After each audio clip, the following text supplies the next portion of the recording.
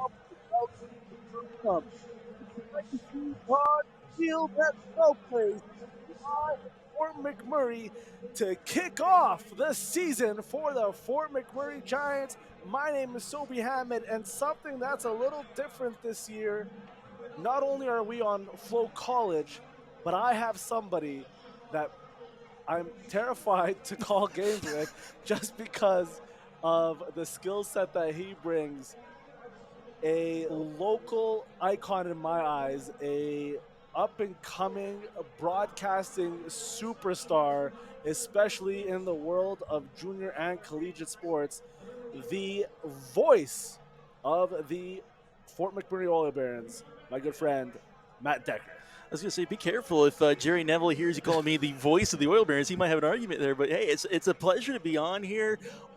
Not quite opening day in the Western Canadian Baseball League here, a couple days into the season, but opening day for the Giants, new look Giants team, and this should be a treat against one of those teams that's been a thorn in the side of the Giants, the Sylvan Lake Gulls. The Gulls, as you said, have been a thorn, have been a pest, have been that flying pest, like Gulls that you normally are when you have that French fry in your hand and they want to pick it up.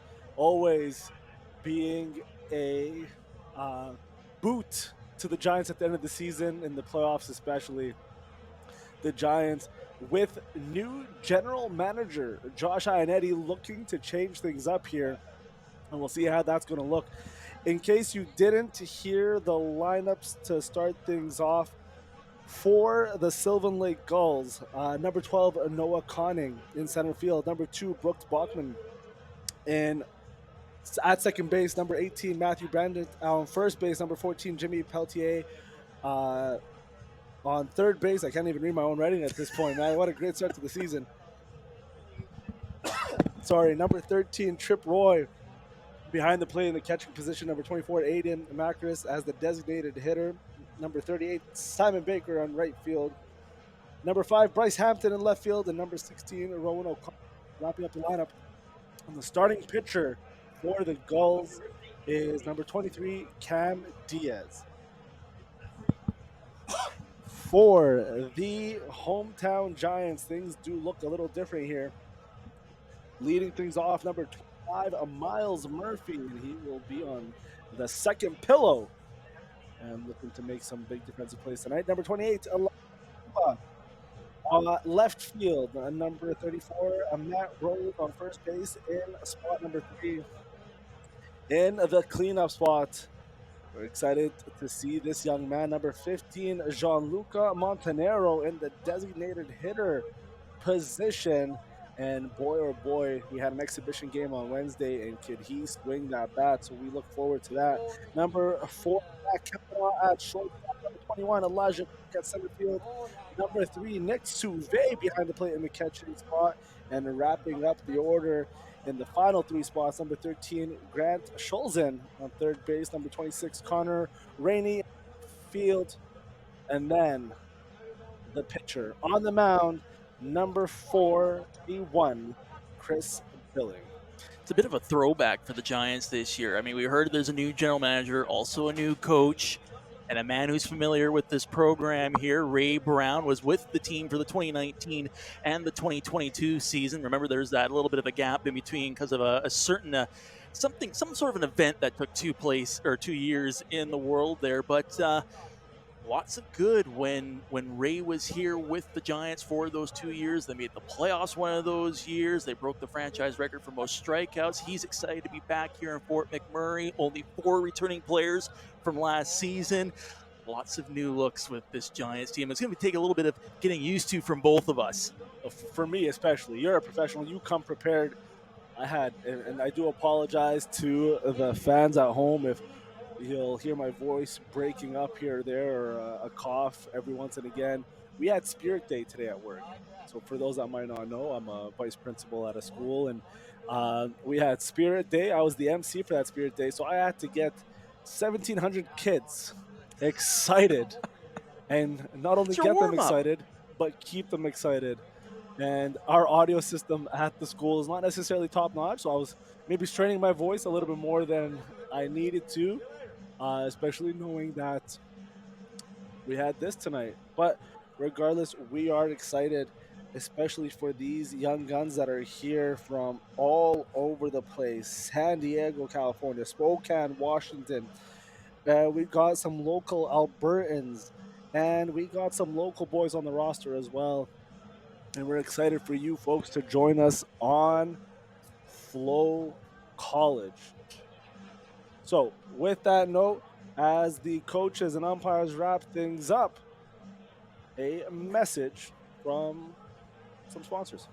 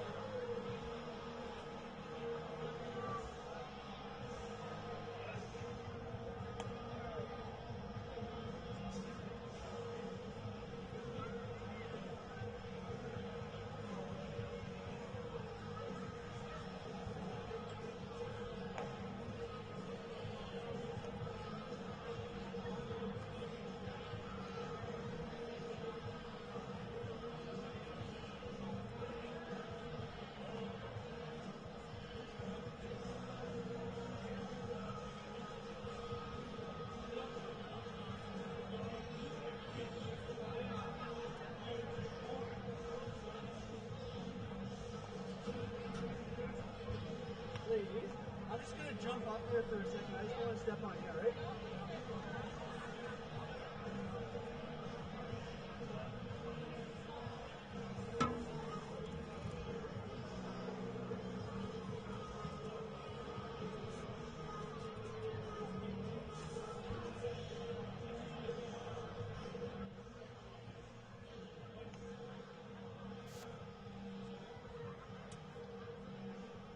Things are about to get underway here.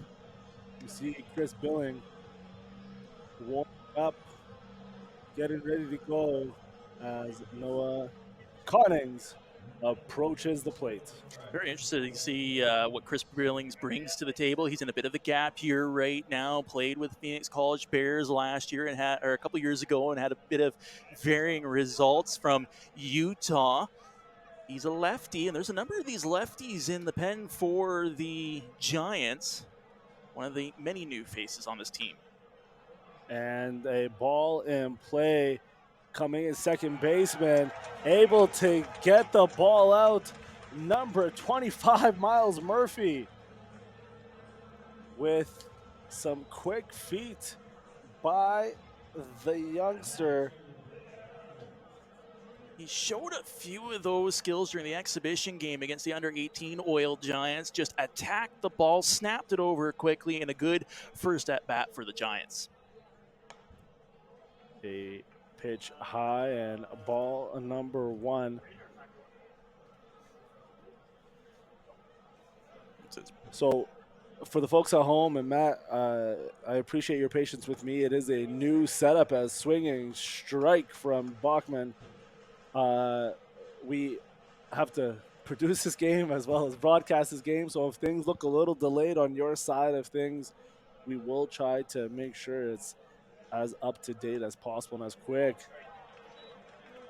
And that one blown by Bachman. Radar guard not up, so we're just going to throw random numbers out. That looked like 300 kilometers an hour. If you're moving the opposite direction about the same speed, perhaps then combine them. High and inside. Bachman, a little bit of matrix there. Brooks Bachman, a native of San Diego, California, got his freshman year at Colorado Mesa University. Didn't play much, but a very successful team was Colorado Mesa, 42-14 on this last season. Great patience there by the Gulls' second baseman. Full count now, one out. Nobody on the pillows. And gets him looking. what a start for Billing. 2 quick goals. That was when it almost looked like Bachman was expecting to break outside of the strike zone, and it just painted the outside corner. Great pitch by Billings, a second out of the inning. Ball 1 for Matthew Brandon.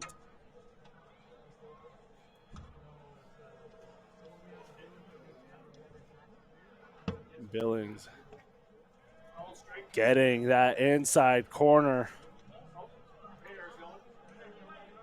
And now we don't have to give you random numbers. Radar gun looks to be going. That last breaking ball at 79. And hitting the 90 mark is Billings. This is part of the game when I talked to manager Ray Brown. This is what's going to be key for Fort McMurray beating Sylvan Lake. It's the pitching, it's the catching, it's the defense. The offense will come. It's how do they react defensively. That will be key to taking down a very formidable foe in the Sylvan Lake Gulls. Remember, they broke a league record last year for the most wins in a single season at 44.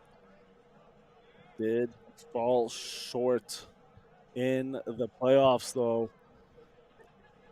The juggernaut, right? The Okotoks Dogs, who've won 3 straight league titles. I know there's a lot of fans in Sylvan Lake. They would love to see the Gulls go through Okotoks to their first championship, but when talking with their manager, he says, championship, it doesn't matter how we get there, so long as we get there. Yeah, and at the end of the day, that's what people are going to be looking for. And Brandon getting walked. And now we have Peltier. Ooh. And that one high.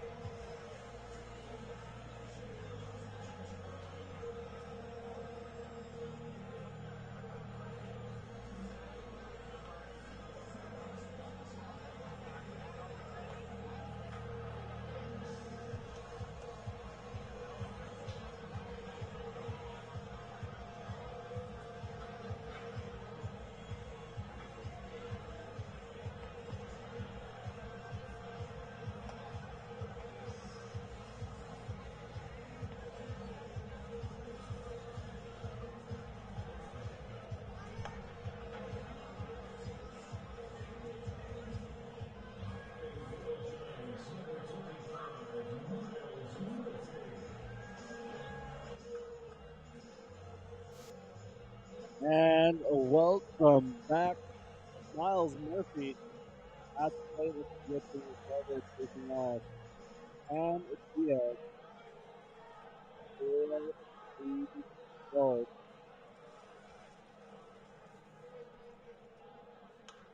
First pitch swinging into foul territory. Souvenir for the fans. And it's a packed house here at Legacy Dodge Field for the Giants home opener. And it's great to see. And hopefully, we see this crowd out consistently. It's great entertainment. As you know, they mentioned in the pre games, it's going to be a more family affair. We have bouncy castles over on the other side. And that pitch inside and strike number 2.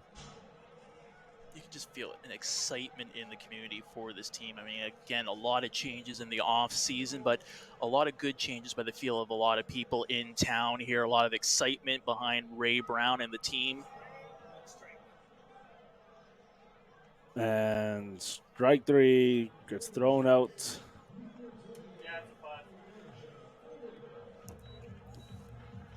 And a lot of good stuff by former GM Andrew Swaggers. But with Josh Ionetti, a local boy, coming out, the connection that obviously he has to the community, what he's been able to give back also to the community throughout his years. So you'll see a lot of support for him.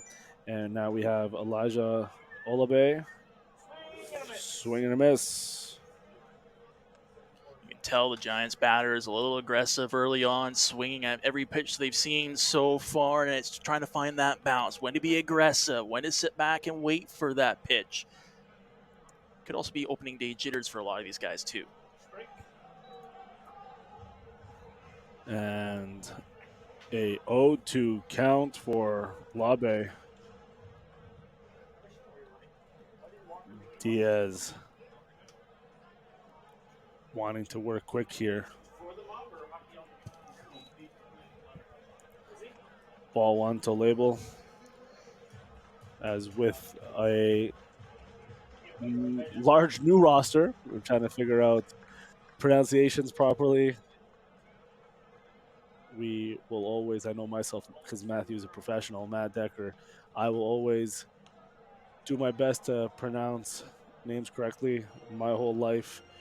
My names were mispronounced, so I want to make sure. We all go through it. It's easier said than done. Even when you go to the coaches, they sometimes they don't know, right? They've spent every day with these kids, but they don't honestly know the best way to do it. Usually is going up to the kids themselves, and even sometimes when you talk to the kids themselves, it can be like pulling teeth. And that is definitely the case.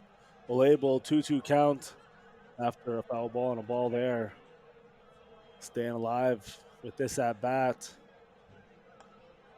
And a strike right down the middle for out number 2. And Matt Rhodes to the plate.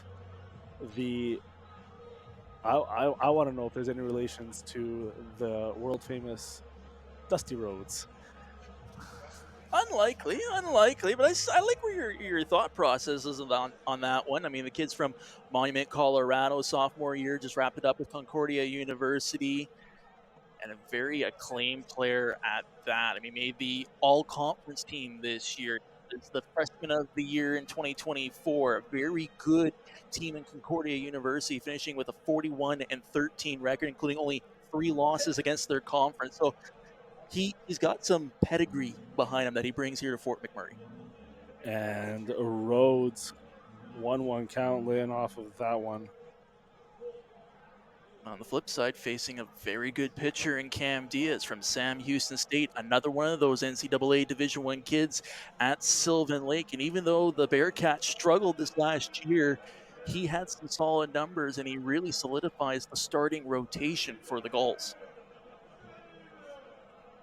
And after the Gulls opened up their weekend, already going into their pitching lineups here with Diaz. And when you have a team this deep and you got somebody like Diaz being able to bring what he brings in the second or third spot in the pitching order for the Gulls team, there's a reason why they are one of the top teams in the WCBL.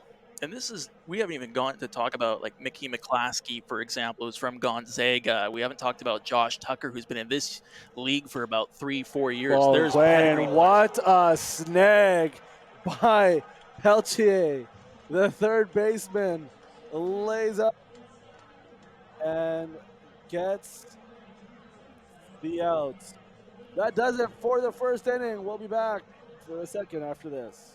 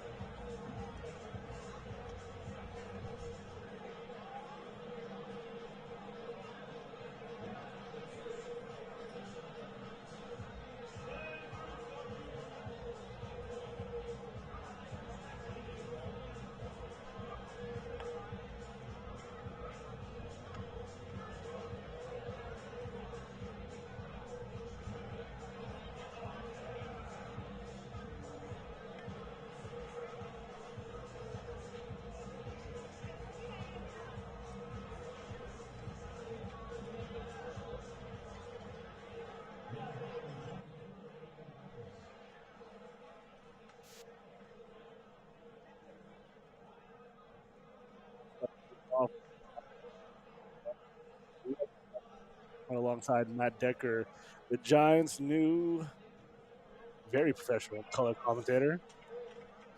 Looking to add color to my broadcast as play-by-play and elevate my professionalism because now I know I have to come better prepared. Look, just because your eyes went wide with all the sheets of paper I bring in and stuff like that, I get you're a busy man being a vice president at a school or principal at a school, pardon me.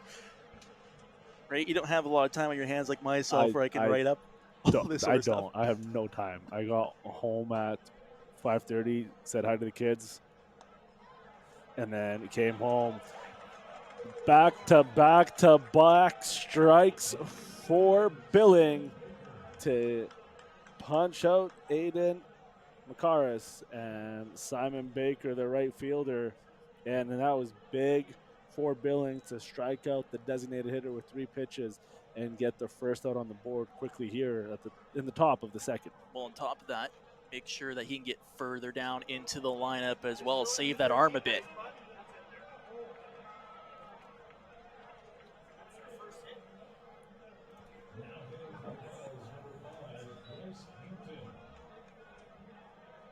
So that was Simon Baker. Beautiful bunt down the third base line. Gets himself on base for the first hit of the game.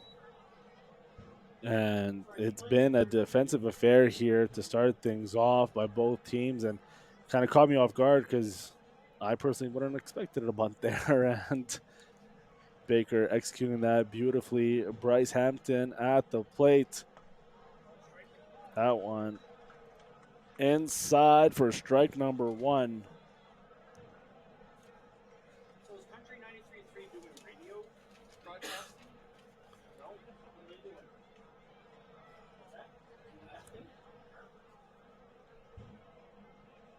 Hampton. Call looking once again. 0-2 count. A lot of times, first time through a rotation, you kind of lay back on the pitches, see what does this pitcher bring to the table, what can you expect from him, so that second, third time around, now you know what to expect, and you can try to game plan around the pitcher across from you. Billing making sure Baker stays true, doesn't get that massive lead off with a failed pickoff attempt there. And I know you were saying that you typically lay off a little bit first time through the order. The Giants had a little bit of a different strategy where they were pretty aggressive right off the bat. And I think knowing the powerhouse that is the Sylvan Lake Gulls, they want to be able to get ahead in any way they can, potentially early on in the game. So different strategies here as ball in play past the third baseman in to left field and a single for Hampton.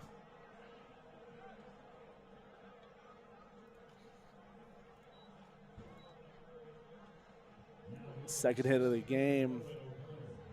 And this is another thing with the Gulls. We talk about their deep lineup here. That was their sixth and seventh position hitters being able to get hits. And, that's not the top of the order where it's typically your top bats in the top to be able to get on base quickly there. And Billing now with 2 on and 1 out, and a swing and a miss for Rowan O'Connor.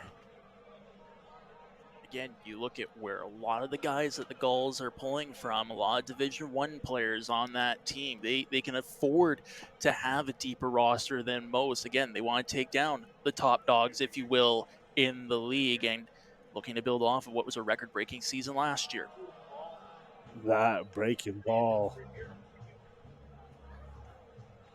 On the flip side of the Giants, I mean, a 20-36 season last year, missed the postseason just because they fell outside of the tiebreaker with the Brooks Bombers. Now they're looking to get back to the playoffs, try to make it 3 of the last 4 seasons, looking for their franchise's first win in the playoffs. And a pop up for out number 2. Matt Rhodes with a deep run. I believe they called the inside fly rule on that one as well, especially with the runners on the bases, right? You don't want a cheap double play given out. That's why the umpires make that decision. And a huge out for the Giants at the top of the second. Top of the order here. Noah Connings. That one inside, able to dodge that. Noah Conning yesterday, 5 at bats, 3 hits for 600. It's pretty good.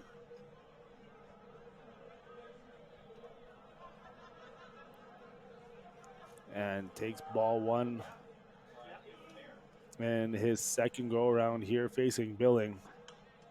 Makes contact with that one. That one floats up. Great communication for the Giants for out number 2. And we are headed to the bottom of the second. We'll be right back.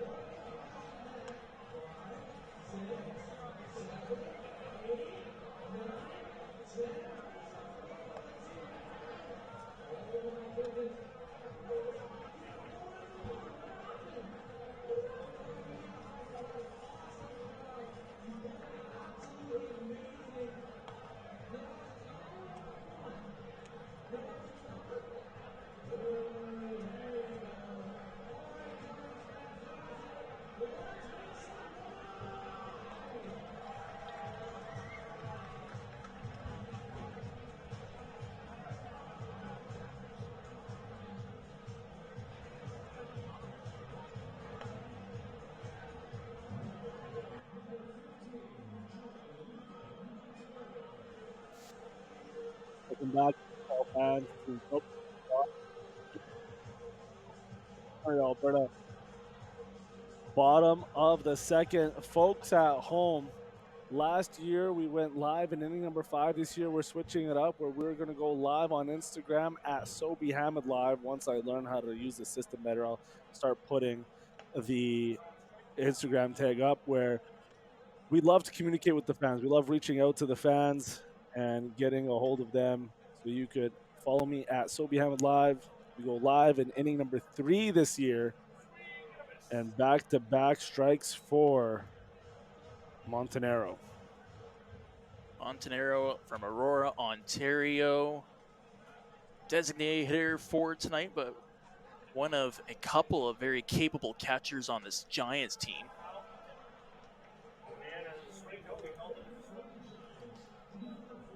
And the third strikeout of the game for Cam Diaz, showing why he's a highly rated pitcher from Sam Houston State.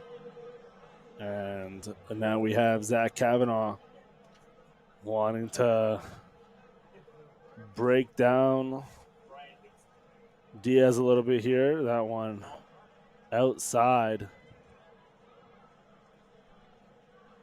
And Diaz here, bottom of the second, early in the game, already putting on a great performance. 87-mile-per-hour pitch outside for ball number 2. That looked good from up here, but keep in mind our broadcast booth, we're not directly in behind of home plate, so what we might view as looking pretty good might be way out. And that one in play, a little chopper. Diaz looked like he did that on purpose for the flare. Trips over the turf and slides to make the tag on first base. The laugh amongst the infielders there, too. I don't think it was on purpose there. Yeah. The turf monster reached out and grabbed his right ankle. And you know these players enjoy playing on turf where it's a little bit more controlled. You have a better idea of how the ball's going to bounce. And a big swing for Elijah Cook. 93-mile-per-hour fastball. Can't make contact. I'll be honest, day like today, I'm okay with it. About 20 degrees Celsius. I want to play shortstop, making the play unsuccessful. Giants get a hit on the board. Elijah Cook makes it to first base. And good effort by O'Connor, the shortstop for the Gulls. But to finish that thought there with turf, 30-degree weather on artificial turf, not a fan of it. Not a fan of it. As a guy who used to play a whole lot of soccer in my youth and playing on artificial turf in the middle of July, it felt like you were playing 40-degree weather. It's brutal. It's brutal at the best times. But a day like today, I'll take it. It's smoky season in Alberta. Sylvan at the plate. No. My neck of the woods, Calgary, Alberta. Nick Sauvé played at Okanagan College. Coming off a Canadian. Makes contact with that one. Dropping and into the center fielder's hands. And that does it for the second. We'll be back in the third, where we will also be live on Instagram. Always trying something new. Follow at Sobe Hammond Live.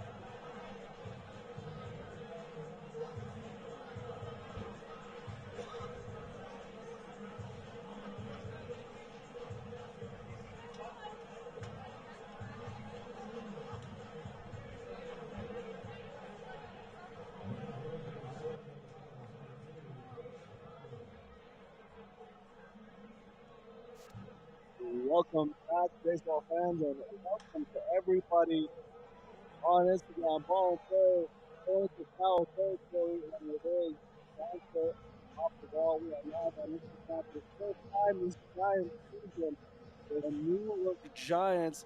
For those at home, you could join it to tell us some stories, to give us any names that you want us to, give some shout outs to. It's at Sobi Hamid Live at SOBHIHAMEDLIVE. There's a little box at the bottom there that I can't even see, but that means I just have to figure it out. And at the plate now, Brooks Bachman with a 1-1 count coming up. Exciting times here.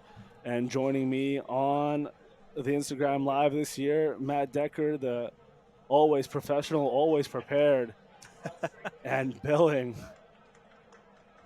throwing some heat, getting strike number 2 there.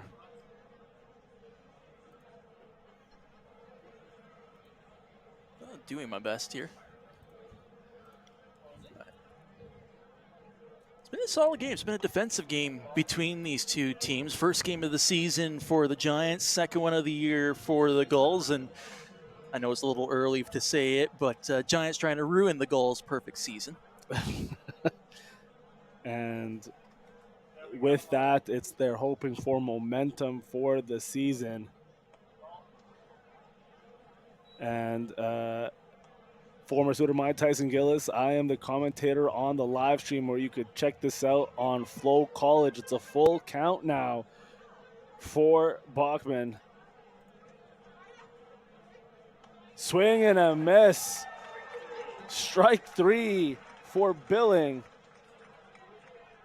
You can tell by the cheer of the crowd, he's slowly becoming a favorite here at Shell Place, reaching about 90 miles an hour with a couple of his fastballs, and he's starting to overwhelm the Gulls a little bit.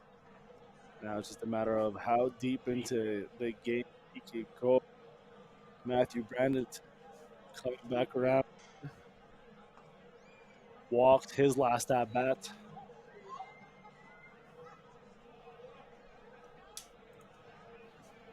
Yeah, Brant, another one of those Division I players we were talking about, Oral Roberts University out of Tulsa, Oklahoma.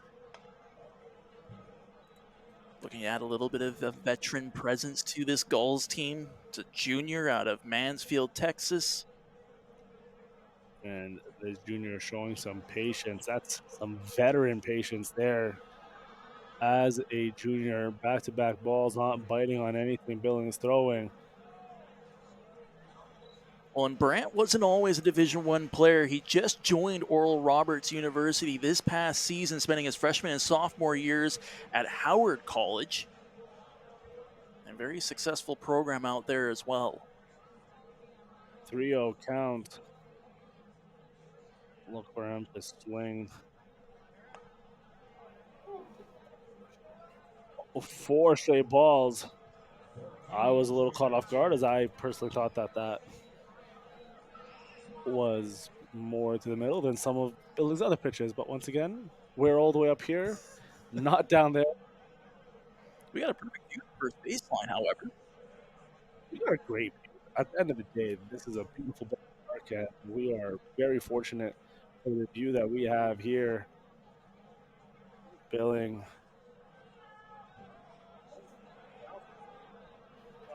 And a wild pitch by Billing as Peltier showed a bunt. Canadian thinking about going for the sacrifice there. Turned out doesn't need it to advance the runner. Not sure if Billings maybe saw the bunt offering and maybe he tried to pull the ball a little bit. Psyched him out a little bit, but gets back into that strike zone with that pitch.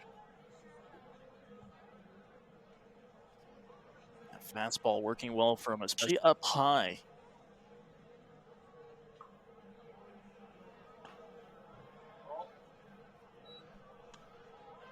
2-1 count here.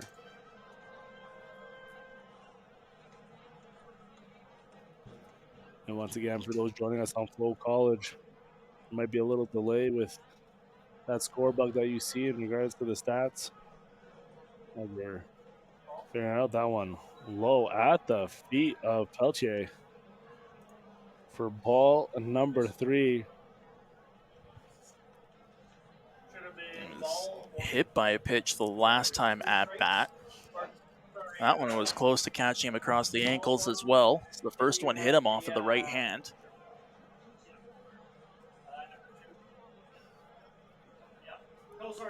Peltier getting called back to the box with that strike call. Full count now. 1 out. Brandon on second base. You can credit that one to Nick Sauvé, the catcher there, doing a great job of marking out the box and pulling the pitch maybe a little further in than where it actually went across the plate. And that's the beauty of the game here. That framing, that one, Sauvé couldn't do much there. Ball number 4. Walks Peltier. And that's something that I've had discussions with people before. It's in this age where potentially we're going to have robotic umpires being introduced to the game, that takes away from the skill set of those catchers being able to frame that pitch, to be able to steal those strikes. And we'll see how that affects the game itself moving forward. Interesting. We got ourselves a mound meeting here. Ray Brown out there. Quick conversation with Chris Billings. Not sure if you saw it or not, Sobey, but after the top of the first inning, there was a bit of an animated conversation between Ray Brown and his pitcher. A little bit of activity going on in the bullpen as well for Fort McMurray. So let's keep our eye. I don't know if we're going to see an early change with the starting pitcher or not. Typically, you like to see him go at least 5+ innings. But it's very interesting seeing some of the activity right now in behind the scenes. Ray with the back talk to Billing. And again, to find that control again. And again, keep in mind, Billings had a gap here, didn't play this last season. So who knows if maybe he's going to tire a little earlier than some other pitchers who's been playing through the spring as well. That's a very interesting dynamic that you have to keep in mind with Chris Billings. Especially first game of the season. That one, contact into foul territory towards the bouncy castles for the first foul. I will say this, however, it's not showing in his velocity. His velocity has maintained. He's still right about the 87, 88 miles per hour with his fastball. If that was starting to tail off, I'd be a little more concerned. There might be maybe a couple odd questions of where the control is right now for Chris Billings. And I think that's what it is. That first inning, he did suck job of placing that pitch where he wanted it to, and Billing now with another ball to Chiproy. 2-1. That one a little high. And the manager down there made a gesture to speed up the warm-up in the bullpen.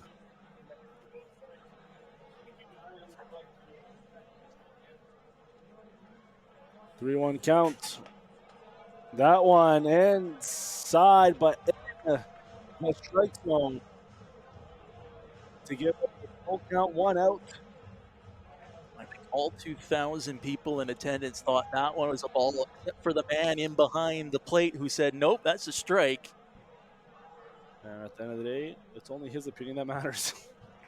What is it we like to say? 2,000 referees in the building, but only one's opinion counts. Roy stays alive, fouling that one back.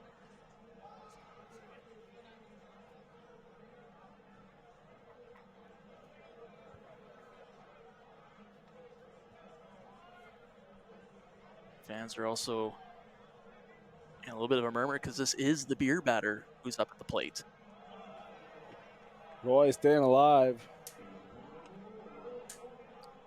Back-to-back foul balls. And Wyatt Culbertson is who we are told is warming up in the bullpen.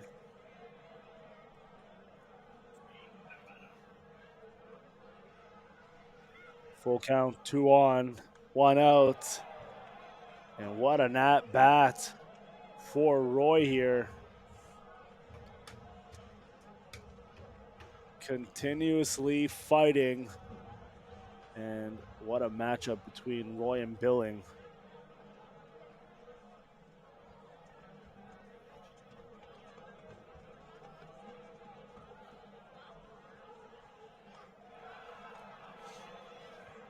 And another walk with ball number 4.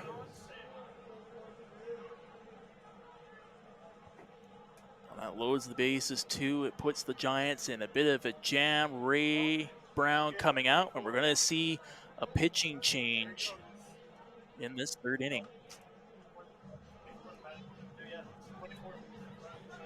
And coming in, Wyatt Culbertson from Reno, Nevada, playing for the University of Houston, Victoria, and currently studying nursing. That's an interesting, a noble profession. Noble profession. Spent a little bit of time at Lassen Community College as well with the Cougars in California. It's an interesting league that they're in because they do have the odd ties there every once in a while. 27-15-1 record. Lost regionals, 2 games to 1. But again, another one of these exciting pitchers for the Giants. Bit of a sidearm delivery. Sometimes that angle can throw the batter off a little bit. It definitely can. And he warms up. We'll be right back after these messages.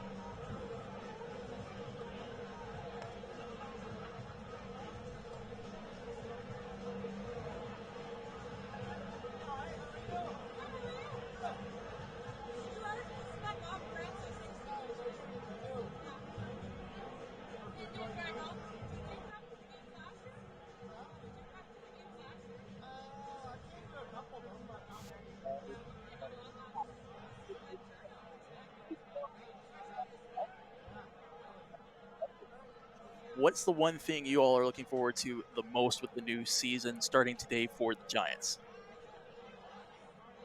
And that question is posed by Matt Decker. You could answer that on Instagram at Sobi Hamid Live.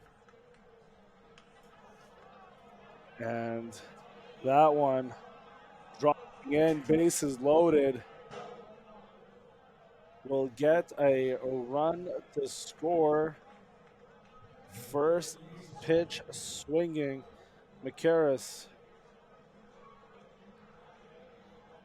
And the Giants still not quite out of this hole. Base is still loaded with that blooper single by McMurray, giving the Gulls a 1-run lead here, top of the third inning. And that was just the right amount of contact from the batter. It was just in no man's land for the 3 Giants who were all trying to close onto that blooping shot. You could tell that one of the Gulls was thinking of maybe trying to make it a 2-run game, but smartly holding back. And a hard hit ball flies high.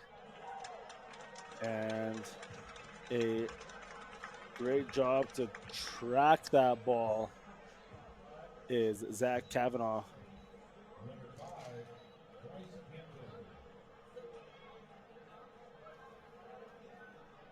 Don't have to worry too much about the sun with all the smoke in the air right now, but Kavanaugh from Chilliwack, BC did a great job of making sure he got underneath it, didn't let it track him one way or the other. That's a huge out for the Giants, who are looking to limit the damage in this third inning. I know you said you don't have to worry about the sun as a ball is thrown there to Hampton. And maybe we'll have to ask one of the Giants' new pitchers, and that is Jake Simpson, who is currently studying engineering, to see if the smoke affects the trajectory of the ball, if it adds a little bit more drag. I know he's studying aerospace engineering, so there's a lot that he would know about that. But does the way the trajectory of the ball differ where now you have to track it a certain way because of the smoke? And that one rolls into foul territory, sending Hampton back. And that one might be a break for the Gulls there, as that was being tracked down by Matty Rhodes, who would have been an easy scoop, touch the first base, get you out of the inning there with only down by one. Instead, it's back to a battle of pitcher and batter. And what a battle it's been.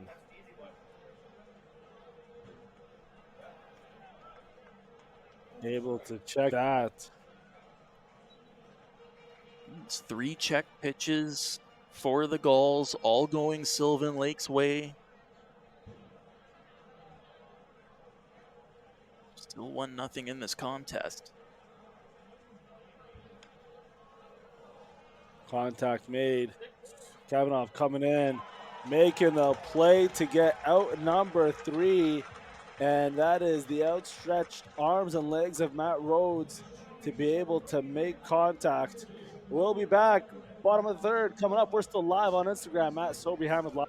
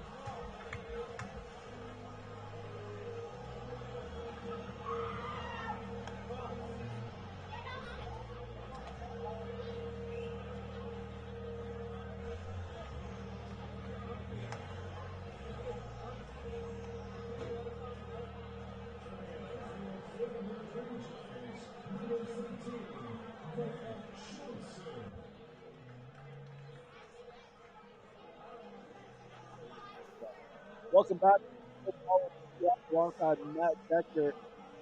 We are live from Fort McMurray as the Gulls pay a visit to the hometown Giants and their season opener.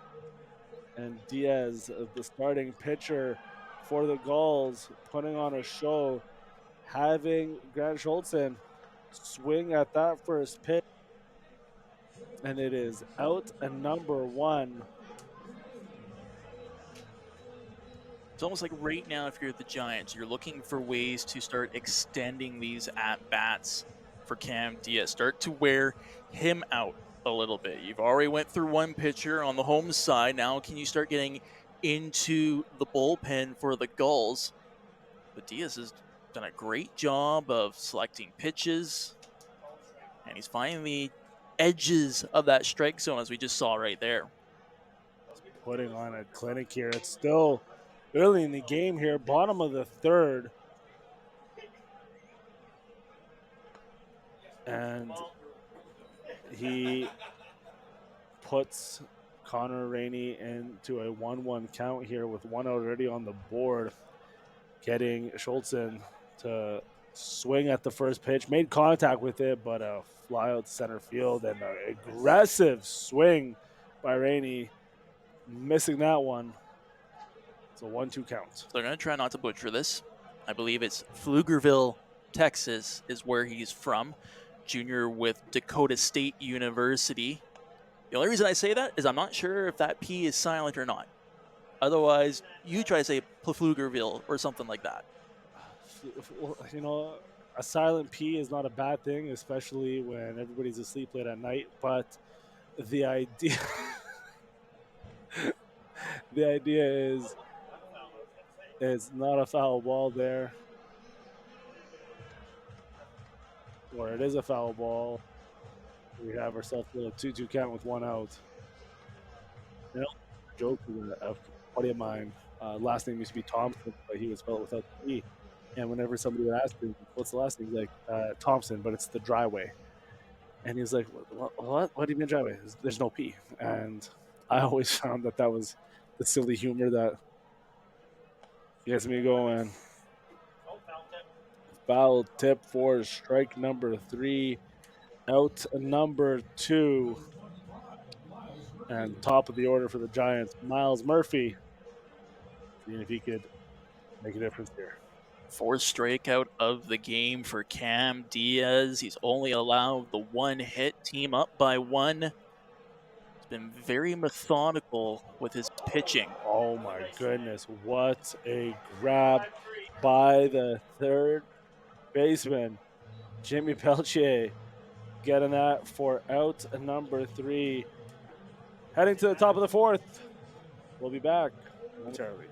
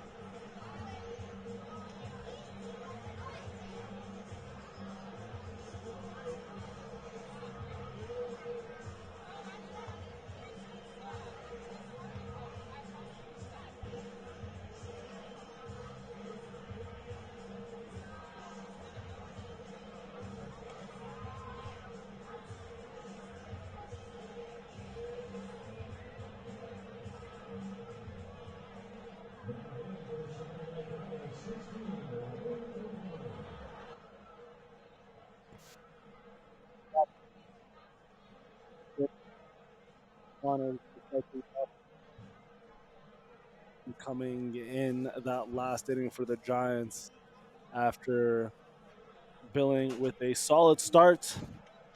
Gets pulled early on when he started to lose control of his pitch a little bit.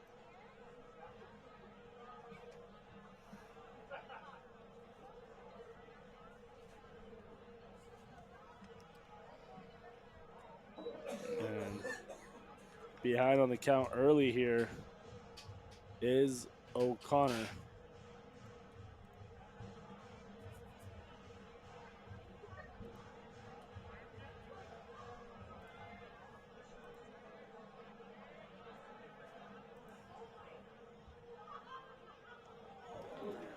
And hit by a pitch is O'Connor's. sending him to first base. I do want to talk about this Sylvan Lake program because let's face it, this is the fifth season of existence for the Gulls, and what they've been able to do through their first 4 years has been impressive. I mean, they've come a long ways from their 23-17 record in 2021. They backed it up with back-to-back 38-18 years. Last year, we talked about earlier, the league record for most wins in a single season. And I asked their manager, Jason Chatwood, like, what does it mean seeing this program grow from small days, right? The COVID days and being just above 500 to being one of the top tier teams in the league. And he says it's impressive. It's amazing seeing all these guys, these Division One guys who want to come out here, see Canada, play ball north of the border, and be able to grow this program to hopefully take down the Dogs. And they've done it right out there. They got a beautiful facility in Sylvan Lake. If you haven't seen it, go. It's an amazing building. And this is a team that just keep ramping up momentum and getting better and better. The only thing they haven't done yet is make it to the league finals. A certain team in Okotoks has been the standard and been in their way for the last 3 years. And that's Western Conference is a powerhouse conference indeed, with the Dogs and the Gulls. And the Gulls have done it right from start to finish. And I'll give a big shout out to their broadcasting crew, and this is something that we try to emulate here and kind of reach that standard with what they are able to do over there. And it just shows with the players they bring in and the record each and every year. Now it's a little bit easier to potentially play for Sylvan Lake than all the way up north in Fort McMurray, and that's where it can be a little bit more enticing for players. But the Giants are looking to join the Gulls and Dogs in that elite company here in the WCBL, especially in the Western Conference, which has been the powerhouse conference year after year.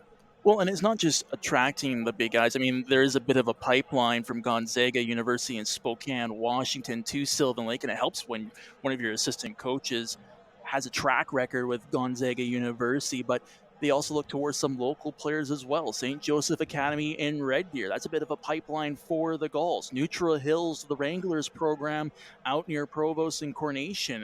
They focus on south of the border, but they also got some local kids who could come home during the summer and play for that hometown team, and that's really what makes them such a successful team in this league. And the Giants are trying to emulate that with some of the local talent. They have a couple of affiliates that play for the local 18U AAA team.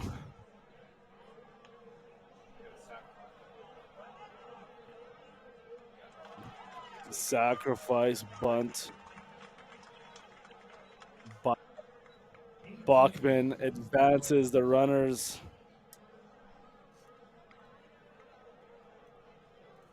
If you're the Giants, you're looking for a strikeout, an infield out that will freeze the runners in place and prevent them from advancing. Anything to limit the damage, even get out of this inning scoreless. You're looking for that moment there. Kind of unraveled a little bit, being up in the count, hitting the batter.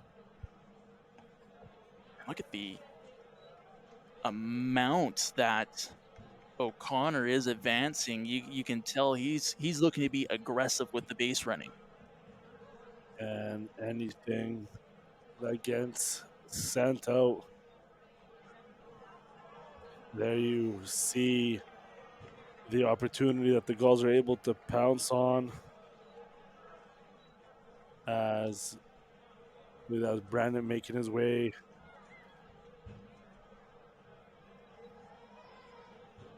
Well, O'Connor, sorry, making his way in. Saw an 8 for some reason instead of a 6 on the back of the jersey. Brant's the guy who's up at bat. Maybe that's where the confusion came in. No, Him backing to off. be quite honest, I saw an 8 on the back of the jersey. I'm not even going to pretend that this is not me making it. I saw something that was not there.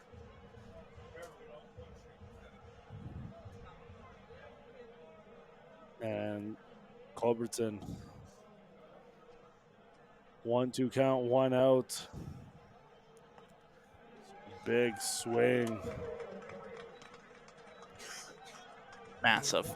Massive. That out, you need it. If you were the Giants, the last thing you wanted was a ball in play. Now you got 2 outs on the board, and anything will work at this point just to get yourself out of the inning.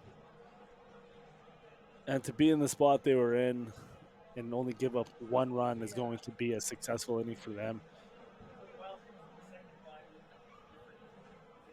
And Peltier, who's made several tremendous defensive plays.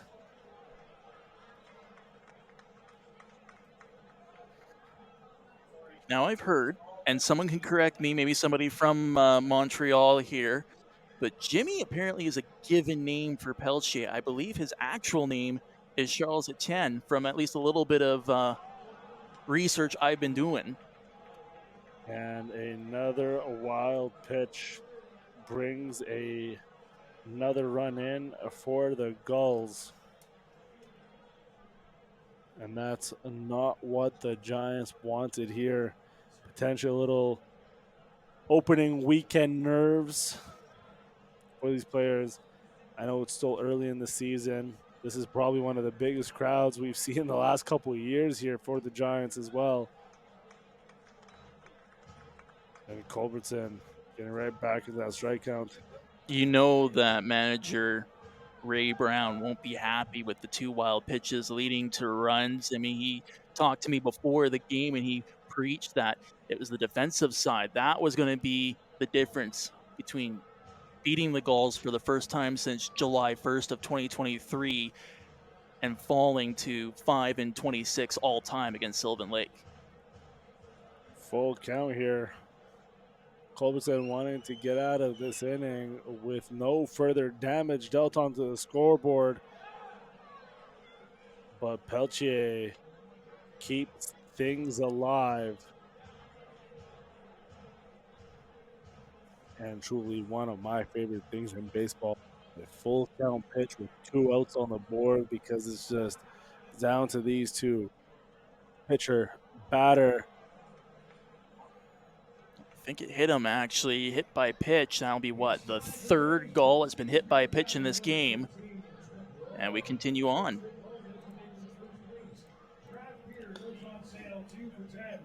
And Trip Roy making his way up.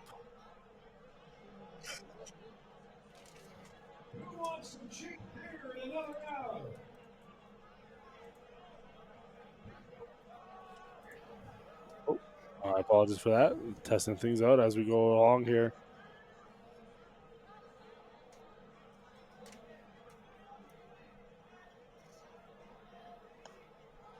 That one outside for ball number 1. Tense crowd right now. Potentially anywhere between 1,500 and 2,000. Pins and needles looking for something to cheer about. And that's going to be something that can prove some disappointment as Peltier, hard-driven ball, splits the third baseman and the shortstop into left field.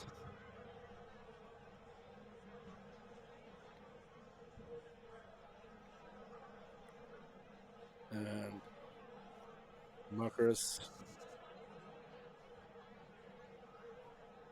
up to bat.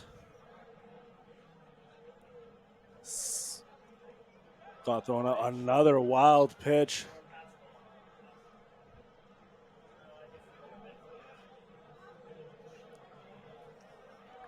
Third one for Culbertson here.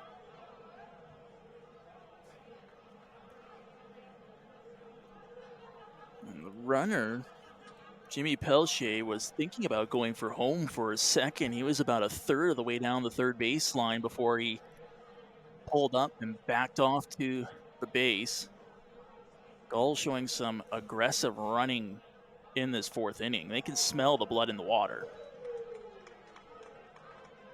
And that one unable to make contact as McMurray 1-1 count, 2 outs, runners in scoring position for the Gulls. A foul ball for strike number 2. Maybe look for a bit of an off-speed pitch, like a changeup, low and away. Try to catch the batter fishing on this one.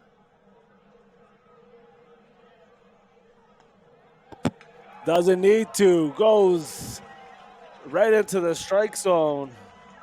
The Giants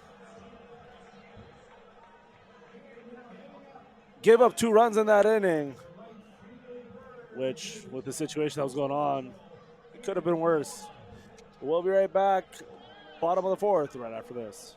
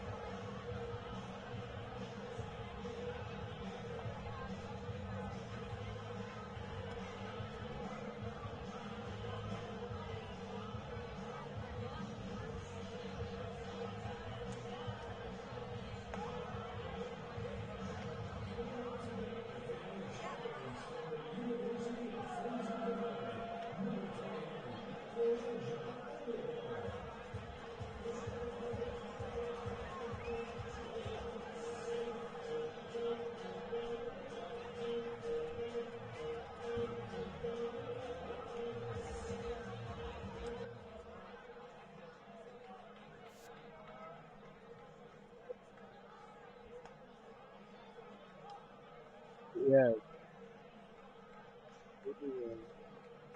To beat on these Giants. Elijah Label makes contact with that one. Good to see up the middle for the Giants' second hit of the game. That one was tattooed. He just got full contact over the head of the infielders, dropped, and the leadoff single for the Giants, giving the fans a little something to cheer for, and maybe that's the spark they're looking for in this home opener. It could be as simple as that to get the Giants back into this game after a tough top of the 4th inning, giving up 2 runs on a lot of defensive errors. What it comes down to was from the pitcher. 3 wild pitches allowed the runners to advance and come in and score twice. And a swing and a miss for Matt Rhodes.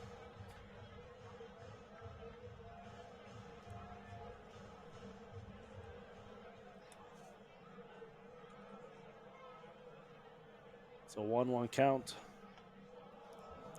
Looking for that.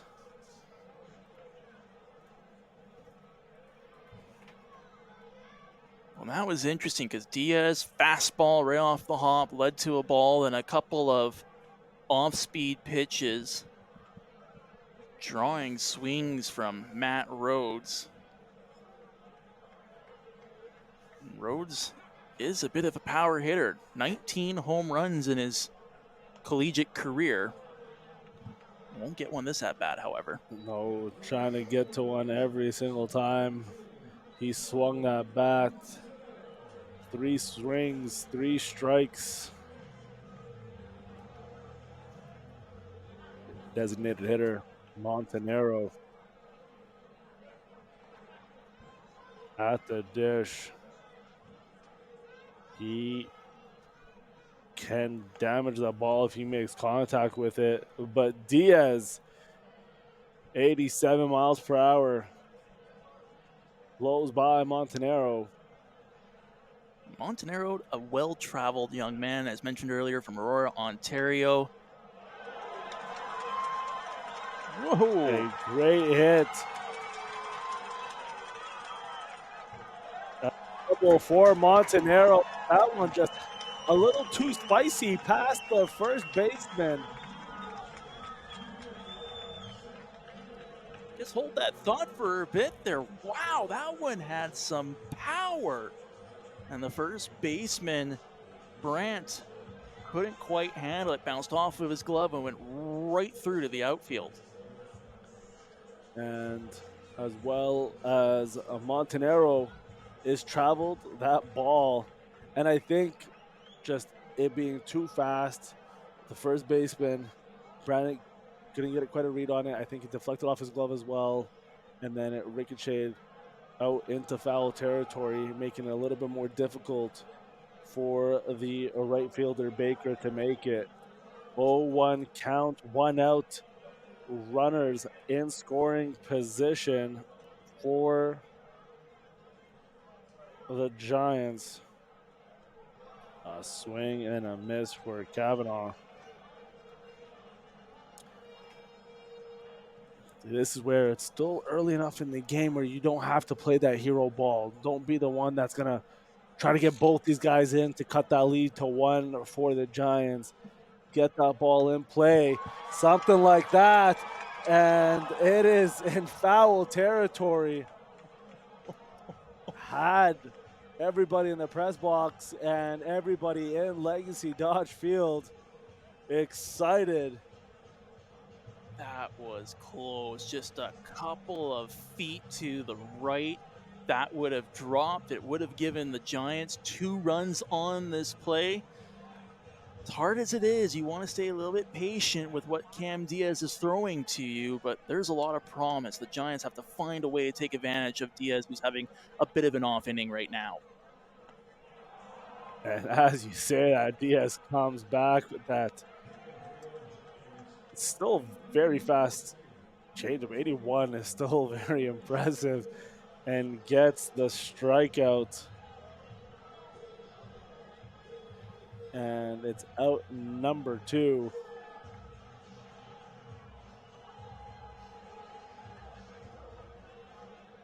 We'll see what the man from Chula Vista, California can do. Born in San Diego, a junior at Azusa Pacific University. Cook makes contact. And the speed from Cook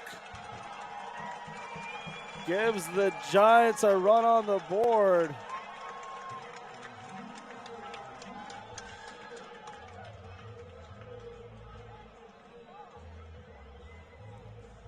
That was a well-hit pitch.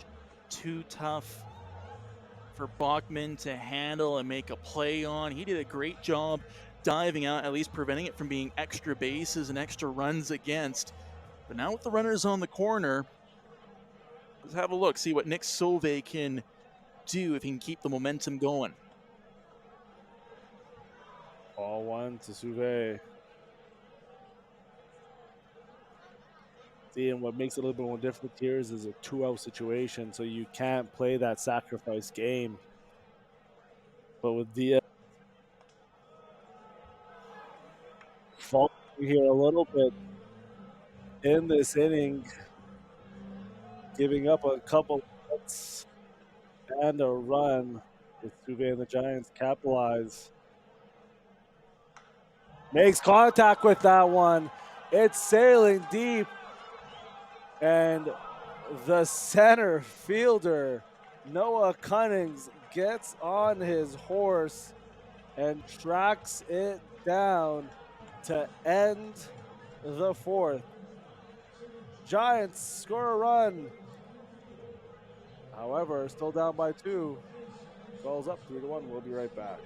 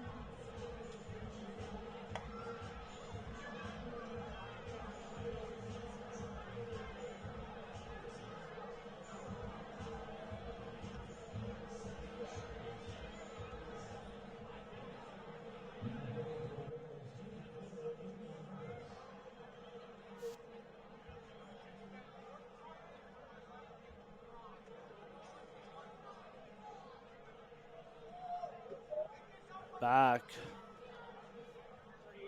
Culbertson.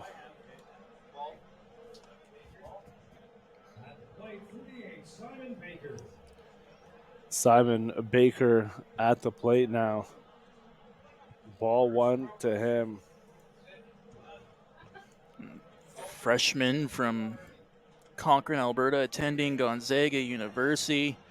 No stats with the Bulldogs this season, but a decorated junior player. I mean, he's made the Canadian junior team. He's been on Team Alberta 4 different times, won a silver medal at the 2022 Canada Summer Games. So he knows what it takes to be successful in this sport.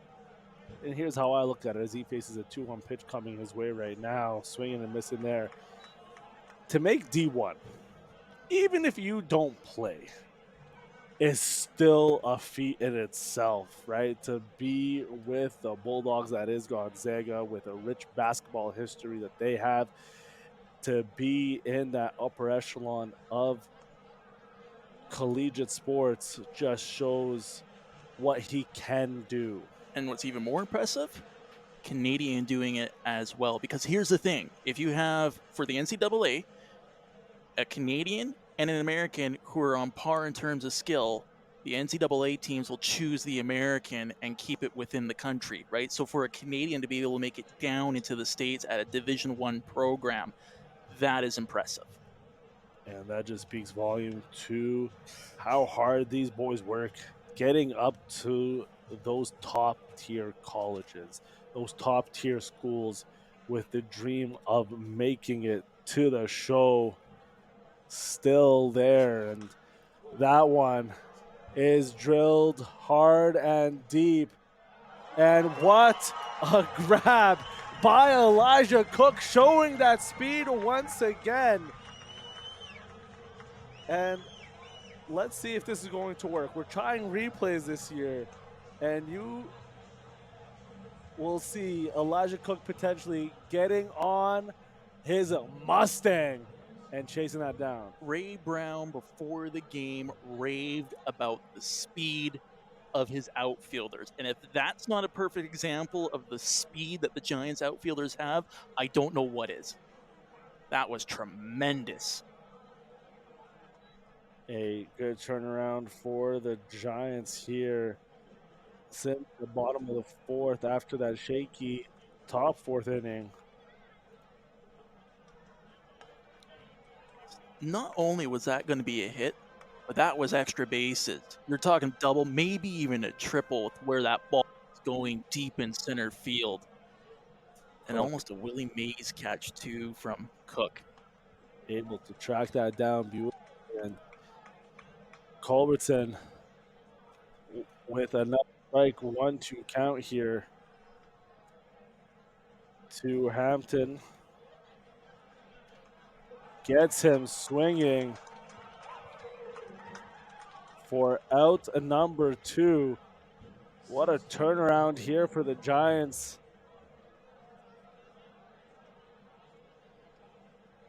And again, maybe a few nerves that last inning there for Culbertson. He's not blowing you away with the velocity of his pitches, but he's placing them perfectly.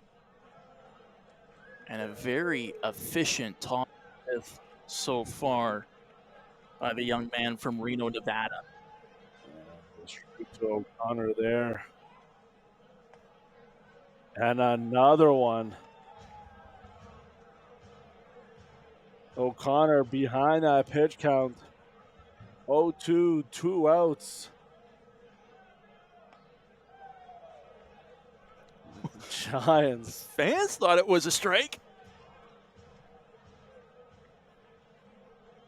Trying to turn things around here defensively and hoping the hot bats continue. And that one,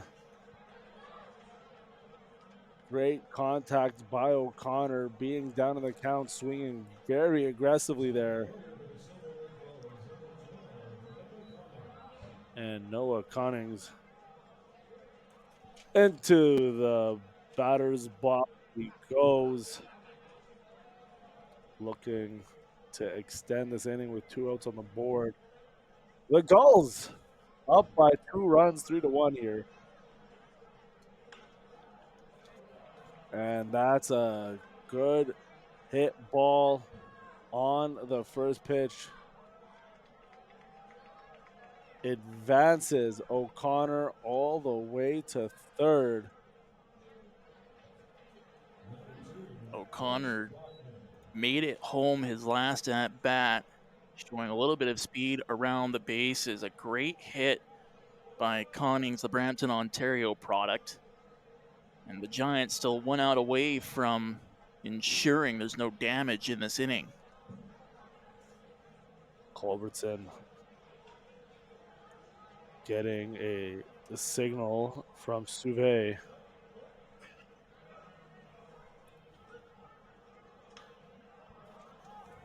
And that one up high into left field, and that does it. Giants escape the top of the fifth. No runs. Couple hits. We'll be right back. Gulls up 3-1.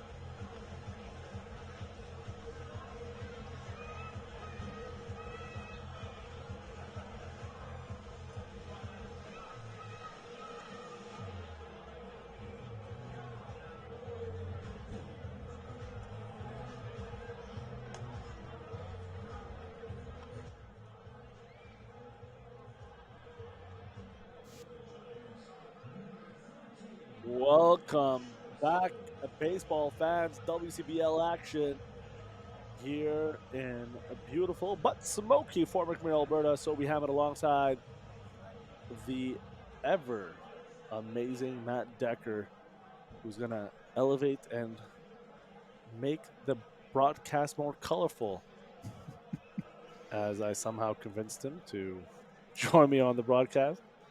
I mean, they do call the position in color commentator, so I guess that's why I'm making it colorful. First 2 pitches to Scholzen are back-to-back balls. The Giants were in a tough spot here in the the top of the fifth, and they were able to come back. That one, finally a foul ball over our heads. Now we have this new press box that protects us. I know my first year here was a very dangerous year. Yeah, now you got like glass that's like 2 inches thick in front of you. You've got shade this time as they added some curtains in here. That one off the low end of the barrel.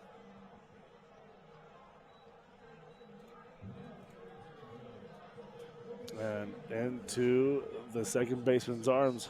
I believe it's the shortstop. 6-3 play. Connor Rainey with a very appropriate walkout song here. I think he got in trouble because he didn't let Jerry Neville know what his walk-up music was going to be for this year, so Jerry decided to pick for him. Hey, that's not a bad song to pick for this young man. Feel the rain on your skin. Feel the leather on the wood is what Rainey's going to try to do here. Able to check that for ball number 1. 1-1 count, 1 out. Looks like Sylvan Lake's getting a couple of pitchers warming up, at least in the bullpen. I saw 45 Noah Bourgeois from Surrey, BC out there. How are you seeing that?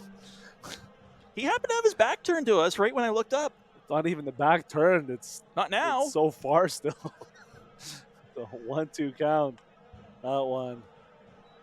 Low and outside. 2 balls, 2 strikes, 1 out.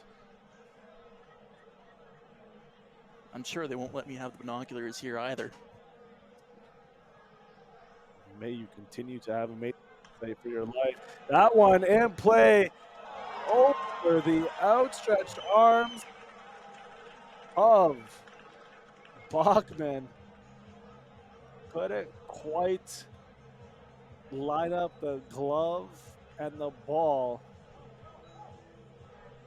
Not saying I can read lips, but I think something along the lines of golly slipped down to Bachman there. He was that close to making a highlight reel play. Hat went flying, glove straight up in the air, but it bounced off of the edge of the glove. And it's a base hit for the Giants to at least get somebody going. Rainey going for it too. And the first stolen base of the season for the Giants comes by way of Connor Rainey into scoring position now. We shouldn't be surprised. He's had 13 stolen bases at Dakota State, showing he's got some legs around the path lines as well.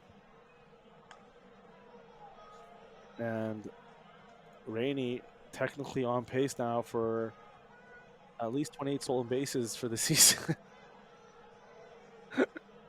I love 55, one per game. Well, yeah, there's only 28 home games. That's right. Gotta remember the road ones, 56, I guess. Completely forgot about the road ones. I figured these guys play outside of Lexi Dodge Field. It's a two. Keep in mind, after this, they go on their Saskatchewan road trip. I believe Weyburn, Regina, and then against a familiar face, Matt Whitney in Saskatoon. Versus the second-year Saskatoon Berries. A big shout-out to Big Wit making the move to Saskatoon. It's fan favorite here. Wish him all the best there until he plays the Giants, but then I don't wish him the best. Spoken like a home broadcaster, my friend. Full count here as Murphy having that one go by him. I think we do a good job, though, of not being homers for our broadcast. You know, we want to show love to all these amazing collegiate players. That one into the press box, out back. The fans doesn't have to move much to get the foul ball. That one went into the busiest suite and then down into the busiest section on the concourse level. We talk about some of these players being well-traveled. That was about as well-traveled as you can get for a ball here at Legacy Dodge Field without it going into the snide. And Murphy staying alive. Here it's a 3-2 count, 1 out, bottom of the 5th inning. The Giants down by 2 runs. But the bats have started coming to life here. It's when they're making a little bit more contact, getting players on base, and having that one sail. It just hangs a little too high in left field. And a great job by Hampton loading up that arm right away to freeze Rainey on second, not allowing him to tag up.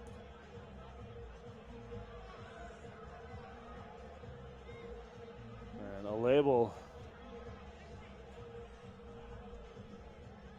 1 for 2 so far in this game. Struck out his first at bat, a single his last one, and he made it home as well for the lone run of the game.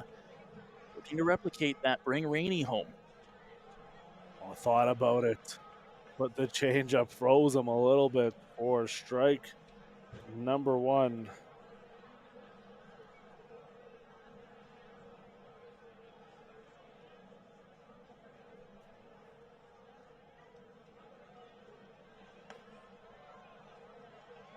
Ball 1.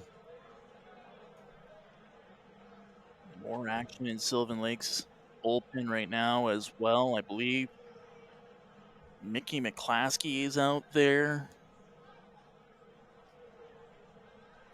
Might be getting near the end of the road for Cam Diaz in his 5th inning of work. He's been stellar so far tonight. And shows that he continues to be stellar here. With a called strike there, 1-2 count, 2 outs, runner on second. Both bullpens with some action right now.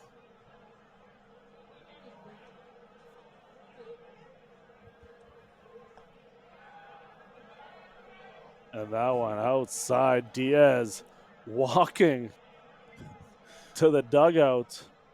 All the Gulls were screaming for that one to be a strikeout as well, but Don Buskus says, nope, continue on with this inning.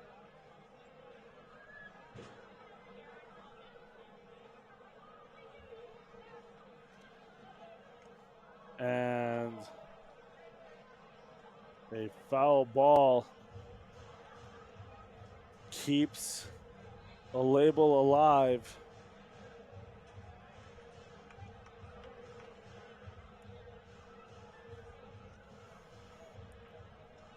Two balls, 2 strikes, 2 outs, runner on base number 2 for number 28. Diaz looking to put this one away here and does just that. A label swing and a miss for out number 3. Giants leave one stranded, still down by 2. Gulls up 3-1. We'll be right back.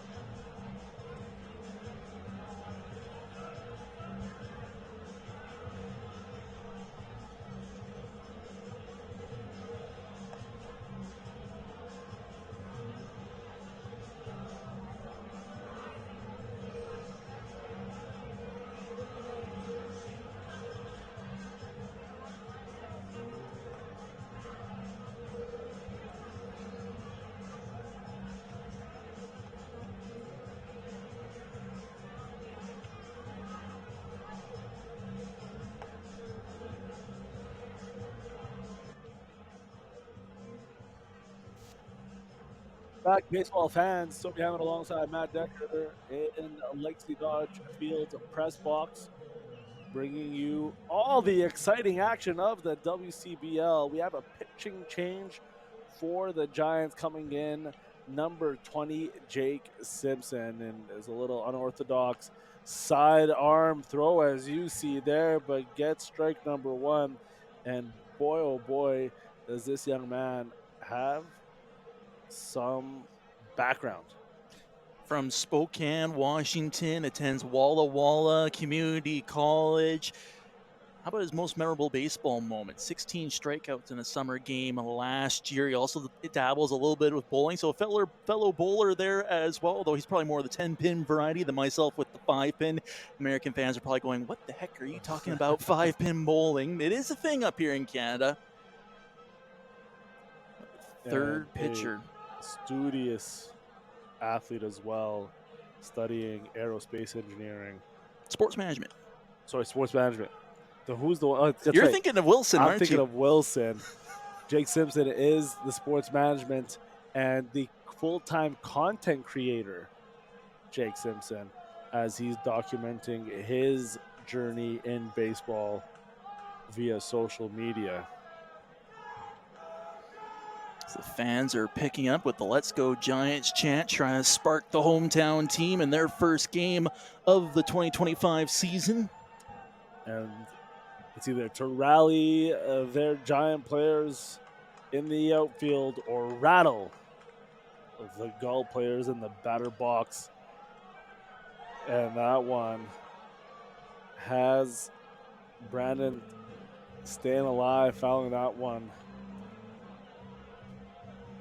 as the young kids chase it down, taking a break from the bouncy castle. And play. Simpson uses that tall frame of his and the addition of the mound to go up and grab it for a 1-3 out. Out number one in the top of the sixth inning.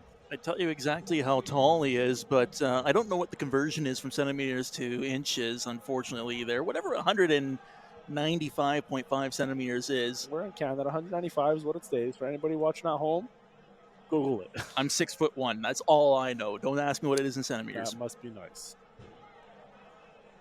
As I am enjoying the baseball game here, we're not going to talk about height anymore. And it's a open count with Elche fouling that one back. And if I'm correct, technically, he doesn't have a batting line right now, hit by 2 pitches and a walk. And fouls that one into the sweets again. This time it stays up there.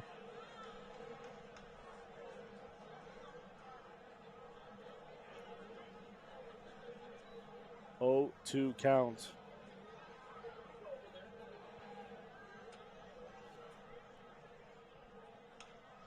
And ball up in the air in the infield. Miscommunication by the Giants had everybody gasping. A little bit of a my bad from Miles Murphy to Zach Convenaugh. Wow, that was close to being disaster there for the Giants, but fortunately Murphy able to recover. It's 2 down. That pitch inside and in the strike zone for strike number 1. Brewski's beer batter Trip Roy. If you're wondering what the Brewski's beer batter is, make your way to Legacy Dodge Field for a Giants home game, and you'll find out. Because if he doesn't make it to first base, Matt, tell them what they get. Free beer. Well, a free beer. Oh. That's definitely not what they get. 2 for 1. 2 for Technically free beer, if you think fair- about it. The fair second enough. beer, Fair come enough. on. You know what? I saw Josh Inet, general manager for the Giants, walking around with the giant bats that you can fill up with beer. You know how many of those are going to get sold here? Especially with the beer batters. 2-2 count of that one outside strike zone.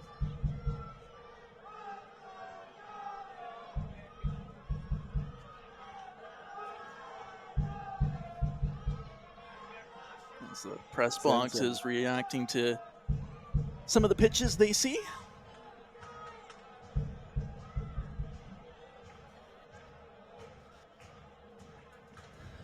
Full count. Simpson would love to get out of this going 3 up, 3 down.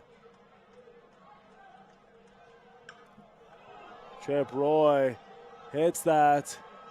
Cook on his horse. That one will drop. And a little bit of a bobble. And that bobble will get Roy to third base. What a big hit for the Gulls catcher. And that was here a monster.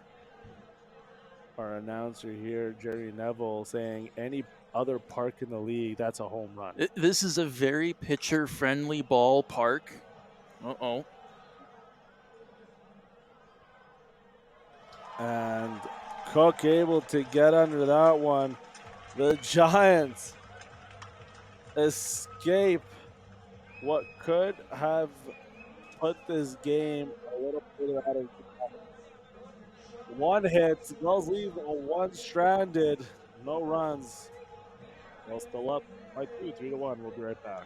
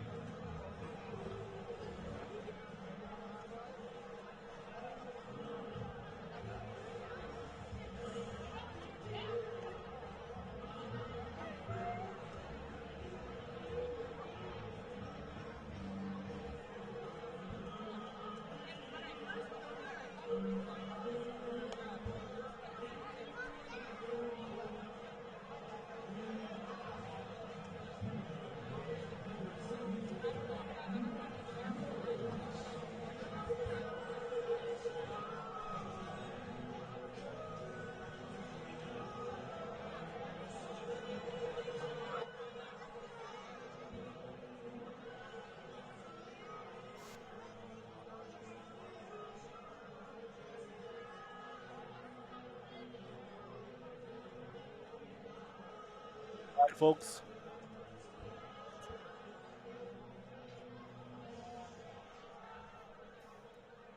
As we have a pitching change for the Gulls, Noah Bourgeois into the game. Surrey, BC product, one of a number of Cloud County Community College players based out of Kansas. They had a terrific season. Bourgeois made the second team all-conference team. Good arm. He had a 10-3 record this year. And showing some velocity early on. A couple pitches peaking over 90 miles per hour. That is fast, Matt. 90 is no joke. I was going to say, you go down there and try to wave at something there. Oh, that might be an error. And an error on the third baseman, bobbling that one.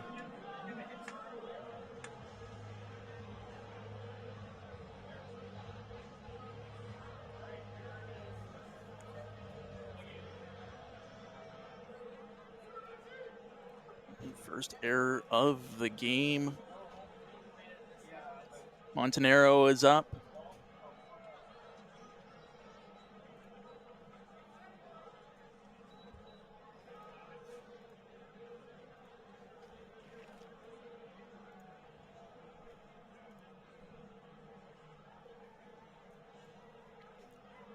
Montanero, his last at bat was a double. Struck out his first at bat. 1-1 count for him right now.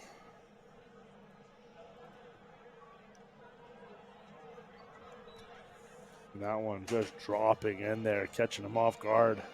How tough, though, can that be for a batter when you got a guy who can throw a fastball that peaks over 90 miles per hour? All of a sudden, you got this curveball, this changeup, and it drops to 70.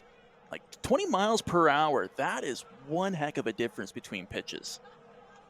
And these top pitchers know how to release that ball in a way to hide what's going to be coming at them. As Montanero there staying alive, chasing that one, but making contact with it to be considered a foul ball. chops that one into foul territory to once again stay alive.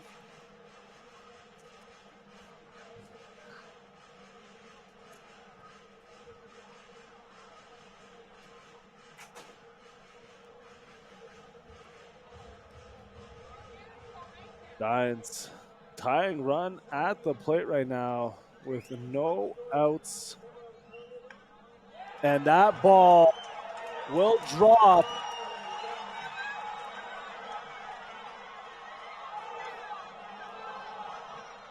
And tough base running for the Giants as Matt Rhodes gets put out at third. That was one, and I had a pretty good view from our broadcast location. He slid, and as he went into the base, he kind of teetered a bit and pulled his foot off the bag, and Pelchier stayed right there with them, kept the glove on the runner, and that's why he is out, Matt Rhodes, on the throw there. And with that as well is you got to give your hats off to Connings right there with a big throw from center field, just on a rope to Pelchier. Well, that was when he could afford to do that. He knew the ball was going to drop, so he wasn't going to get the out that way, but he can look ahead of him as he has to run to the bases. Notice where Rhodes is on the base pass and go, hey, I can get him at third base, and just a bullet right to Pelchier. And Kavanaugh unable to check that swing.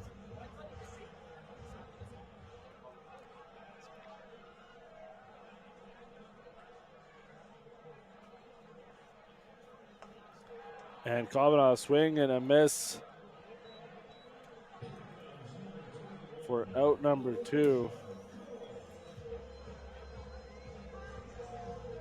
Well, the bats are working for the Giants periodically in this game. It's just consistency, and that's always the key to success and failure, is how can you execute consistently or not. And early on, I mean, could be first game jitters. We hear that a lot from coaches.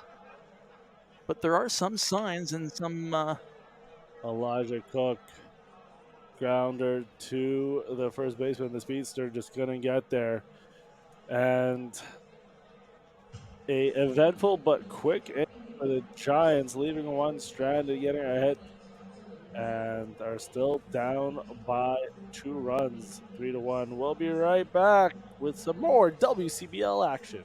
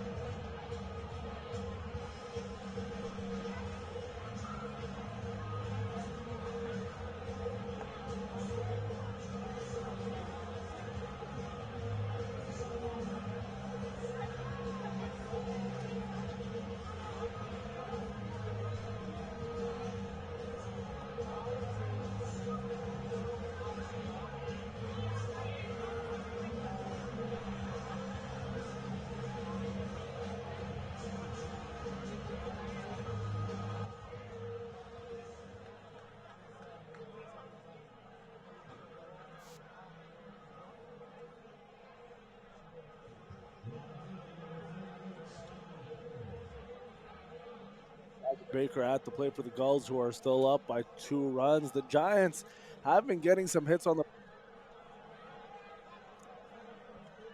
And that bunt tried to catch the Giants off guard. But Simpson showing that speed, using those long legs to get off that mound quick, curl that ball in, and make the out at first. That is Baker showing that, hey, I've got confidence in my legs, and he's got a lot of speed. It's how he got on base his last at bat, but equally impressive throw by Simpson. That one dropping for Bryce Hampton.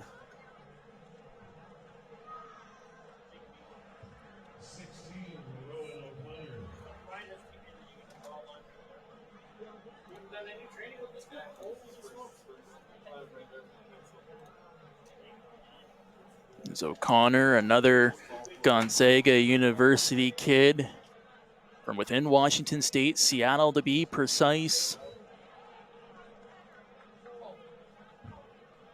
Single his last at bat. Hit by a pitch earlier, so he's 1 for 2 so far in this game. Hard hit ball, splitting the third and short. A single that will advance Hampton, and top of the order for the Gulls with 2 runners on base.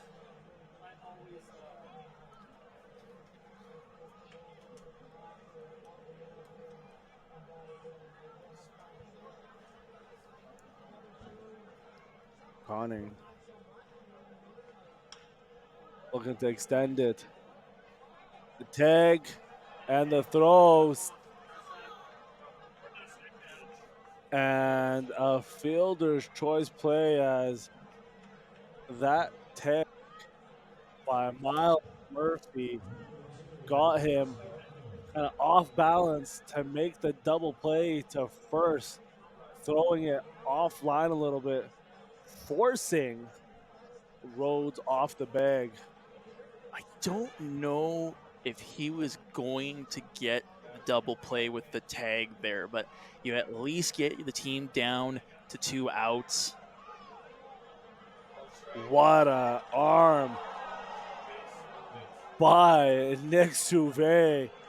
The Giants faithful not happy with that save call and the stolen base by Conning has now 2 Gulls in scoring position. What heads up running by Hampton as well there. Realizes it's going to be tight at second, get a bit of a lead off, and bolt for home. And that gives the Gulls a 4-1 lead in this game. That pitch high and inside. Matt, help me out because I think I blacked out at one point in time. Who came in for the Gulls this inning? Well, that would have been Bryce Hampton, as Rowan O'Connor was caught on the fielder's choice the last at bat. And that brought Hampton in. This is why you're the professional. And for some reason, I think I blacked out halfway through the game. 2-1 count here. Looks like Eli McKean is warming up in the bullpen for the Giants. Young man from Rimbey, Alberta, not that far away from Sylvan Lake. Foul territory into the football field behind us, the SMS Equipment Stadium. Simpson would love to get a strikeout here, get out of the inning, down by 3. 2 balls, 2 strikes, 2 outs, 2 on. Number 2 in the box versus number 2-0 on the mound, and that one is dropping. The play home. And the out made. What a throw by Olable. Let's have a look at that again. My, oh my. Elijah Olable getting the throw home in time for Sylvan to make the tag. Hopefully you're seeing the replay because I can't see it. Well, on top of that, Sylvan, I mean, the throw was a little off the mark there, and he dove across to beat the man to the plate, catching the speedy Connings. Unbelievable defensive play by the Giants to limit the bleeding, and they'll head to the bottom of the 7th, down by 3.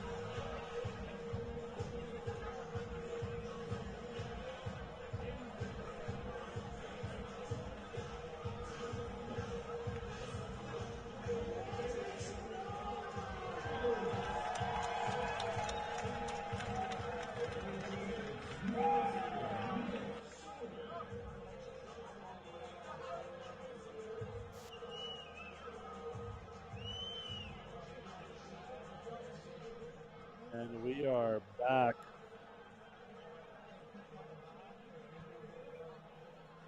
Sylvan at the plate after that great hit. And Matt, as you mentioned, he had to make his way back to home plate to make that play. As a great of a throw it was by a label. Well, and Connings went to get around and reach for home base. Sauve recognized that and said, I'm just going to go over top of home base and go for your hand that's reaching instead. And that was just picture perfect. And that is a high IQ play by Sylvan. 1-2 count. Sauve, part of the CCBC National Championship Okanagan College Coyotes team. They won that tournament earlier this month in Lethbridge. Other teams involved, Fraser Valley, University of Calgary. And a hit for Sylvan down on the count.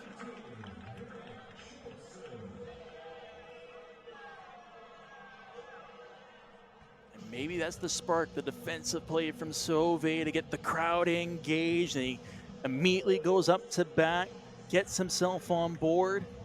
Can the Giants find a way of turning this into momentum and then from there into runs? And for it being in the bottom third of the order, to get into this spot, potentially allowing your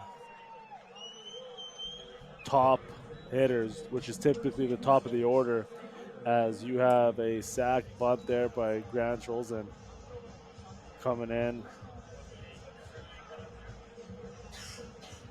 and allowing Sylvan to advance into scoring position with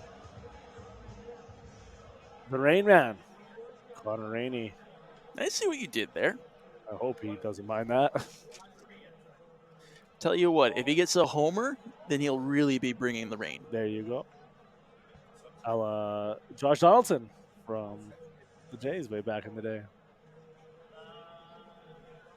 After the Jays had that drought, it took me a while to realize why his nickname was Bringer of Rain. And it was because the Jays had a playoff drought for years and years and years, and until they, got him and took them to the playoffs. So 2-0 count for Rainey. But you also got to remember Major League Baseball. There was a long time, and maybe there's some younger viewers who don't realize this, but only 4 teams from each league made it to the playoffs. Your division champions and then a wild card team. And for years, the Blue Jays were playing second fiddle to, if it wasn't the New York Yankees, it was the Boston Red Sox. They were just dominant in that AL East. And as great as the professional level is, there's just something about collegiate sports, Matt, that stands out. And you're a big supporter of junior sports and collegiate sports. You do a great job in the AJHL, and I know your dreams and ambition is to continue push forward, but not necessarily the professional. You're still Oh, wanting to. no. I absolutely love junior hockey, love going to games in the Western Hockey League. There's a man who was the broadcaster of the Medicine Hat Tigers for over 50 years, Bob Ridley. That's kind of what I aspire, is to find a team, settle down, and just a nice long year contributing to junior level sports. And there's just something about the younger athletes. There's an extra excitement to it. There's just that extra element of unpredictability from them. It is fun to watch. And it's a level where on any given day, any one of these teams could either upset or crash out, as the kids might say, or whatever the case may be. And that's what you love about it. As top of the order, Miles Murphy. On Gulls manager Jason Chatwood, that's the one thing he said to me in our pregame chat. That's the beauty of the WCBL.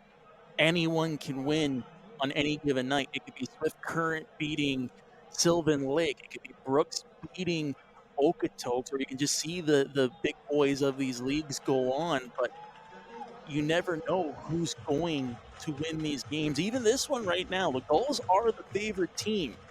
But the Giants are hanging around as we're getting to these later stages, and you never know. You get that breakthrough, and this game could turn on its head. And you're seeing that with back-to-back walks for Bourgeois, loading the bases with one out. We're going to get a pitching change here as well from the Gulls gears, unless it's a meeting. Right now, it's not quite a change just yet. It's to buy their pitcher a little bit more time, the one that's warming up here. I'll apologize. I can't tell you what the number is from here. Oh, thank goodness. You're making me look bad, and I'm the one that's wearing glasses. Like the numbers on a Navy jersey, they're not always the easiest ones to pick out, but they're sharp uniforms at the same go. They are very the Lake sharp Boys, uniforms. as they like to call themselves. They are very sharp uniforms. I'll see if the guy with the binoculars next to me can tell me what number that is. Bourgeois stays in the game with a bases loaded situation and only one out on the board. And we have Elijah Olable up to bat. His last at bat was a strikeout. 1 for 3 so far this game. Label from Langley, BC, attending University of Fraser Valley, trying to bring a couple of his teammates home. Olable trying to be patient, wanting to find the right hit. Yeah, wouldn't mind getting walked here either if he shows enough patience. That would bring one of the Giants players home. Hard hit ball stays fair up the left field line. One scores, another one coming in, and make it 3 runners crossing home plate. The Giants tie it up on the double by Olable. And by the slimmest of margins as well. If that was one more inch to the left, that would have been a foul ball, but instead it stays fair. And what did we just say about you never know what could happen in these games? It could turn on its head. This one at Legacy Dodge Field is a brand new game, knotted at 4. And first pitch swinging for Matt Rose, wanting to carry the momentum. 2024 GPAC Freshman of the Year, a .332 batting average at Concordia University, looking to keep the momentum going. And that one, another foul up over our heads. Not on the walkway, so they didn't go that far. It's stuck on the roof. Had some pace on that.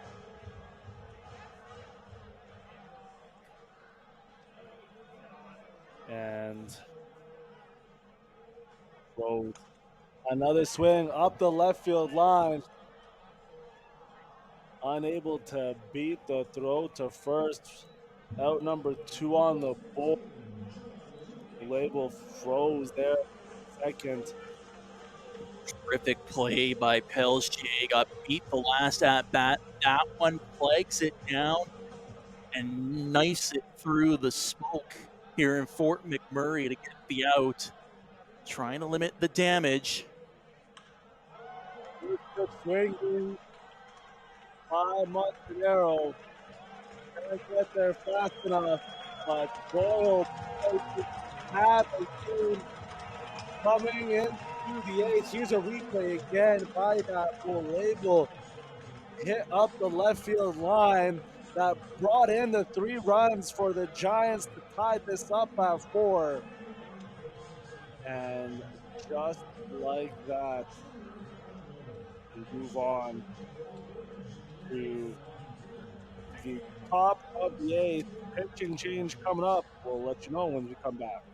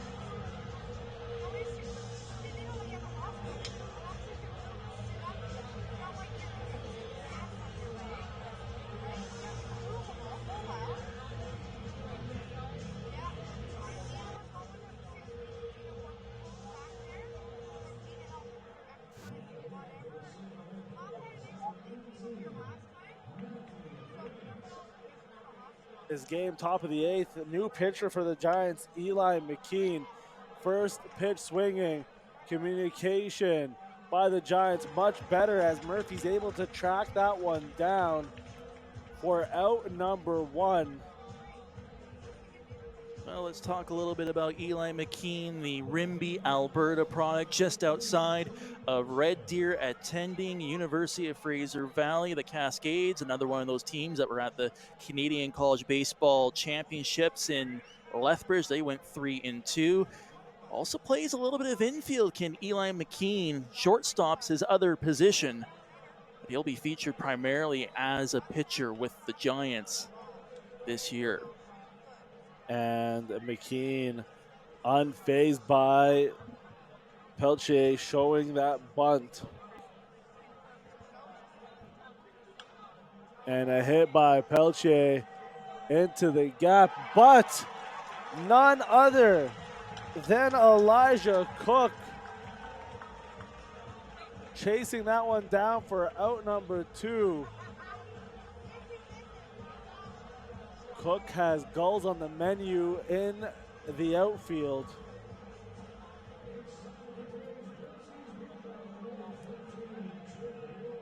You know who this Elijah Cook's reminding me a bit of? I think I know who, a personal favorite of mine, but you go ahead. Michael Buckley from Texas. Just the Mesquite, wheels Texas. on Cook are similar to Buckley.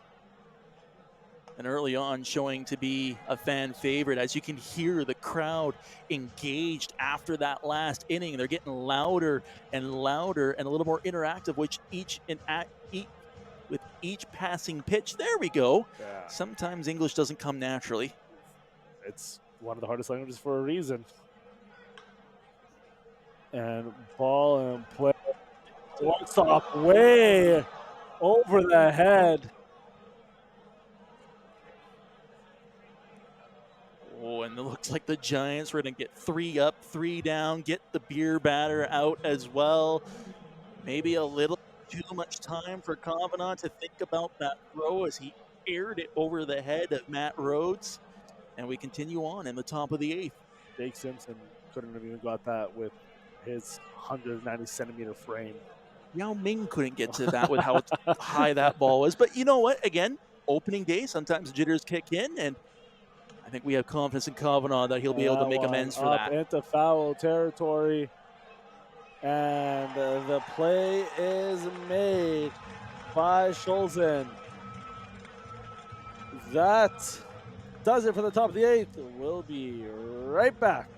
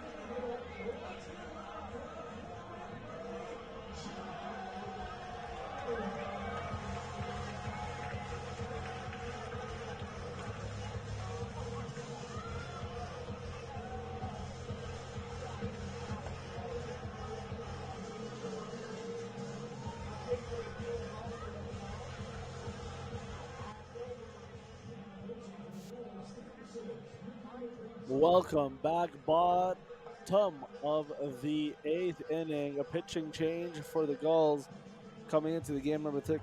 Number 36, Mickey McClaskey, as he looks to cauterize the bleeding. Freshman at Gonzaga University, another one of these Bulldogs on this Gulls team from Lake Oswego, Oregon. You know who he's a teammate of? Remember former Gull Cooper Chisleski? Yes. On that team as well. Looking to ease everything in for Sylvan Lake. Remember last night, the Gulls, they were down 6-0 after the first inning against Energy City. And their manager made the comment to me that it was really the veterans and the bullpen who helped settle everything for the Gulls, looking for something similar here. And McCluskey, 91 and 92 mile per hour fastballs right down the middle. And that one also in the 90s for ball number 1 to Zach Kavanaugh. Gonzaga University, 26-27 this year. We're in the WCC championships where they went 0 for 2, a 14-6 loss to St. Mary's, a 16-7 loss to San Diego. But again, as we said earlier in this broadcast, anyone who's able to make it to a Division I program like Gonzaga, kudos to you. It shows you've really put in the work and you've got a talented arm or bat on your shoulders. 2-2 count now for Kavanaugh. Swing and a miss, as there was some heat with that one. It's about the first time this game we've seen the Giants batters overpowered by a pitcher. I mean, Diaz was solid in his own rights, but it almost feels like the speed that we're seeing from McClaskey is just another level on this roster of very good arms the Gulls possess. And Cook hitting that one and easily tracked down by the center fielder, Noah Cunnings, for 2 quick outs for the Gulls. Well, Nick Sauvé up to bat. He's the one who triggered the comeback the last inning right after his defensive play at the top of the 7th and then was the first batter on base. Can he replicate that performance in the bottom of the 8th as we're getting right down to crunch time at Legacy Dodge Field? Might be a little bit tougher with McClaskey throwing some heat consistently in the low 90s, and that changeup to throw things off the mark. And you can tell he likes to set these batters up with the fastball, get them used to the speed, get them thinking speed, and then throw a bit of a changeup, try to catch them off guard and fishing after a ball that's outside of the zone. Look for it there, hit the dirt. Now he's back to the fastball. You might see a changeup here to, as you mentioned, I'm going to say another fastball here. Sylvan to chase it down. Another fastball indeed. Why? Because if it ain't broke, don't fix it. Don't fix it. But usually you'll throw 2, 3 of the same pitch in a row to try to lull the batter to sleep, and then you confuse him with that off-speed pitch. I'm just confused at all times. That's the unfortunate part of it for me. And you're vice principal. But you see there, he went to the changeup right after the 2 fastballs. Unfortunately for Sauvé, keeps himself alive with the foul. And it's always impressive to see these athletes being able to navigate that ball coming at them. And as you mentioned earlier, right, like going from a 92-mile-per-hour fastball to a 74 changeup, how fast your brain has to react. And that one in play by Sylvan once again. And the same spot where he put his last at-bat up the middle. He's on base. And let Colton like he did his last at-bat. There's a bit of a gap between the second baseman and the first baseman at the way they're set up. Maybe he tries to pull it to right field. And McClaskey making sure Sylvan stays true to that first base, minimizing the leadoff.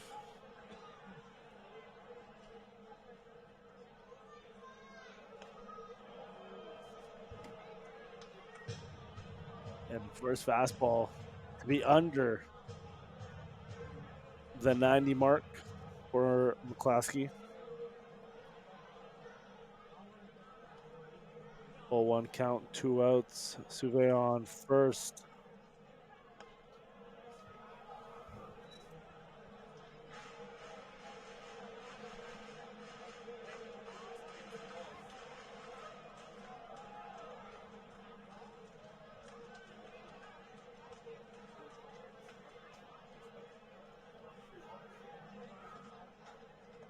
And a swing and a miss for Schultz, and ends the bottom of the 8th. 9th inning coming up, where things should get exciting. We'll be right back.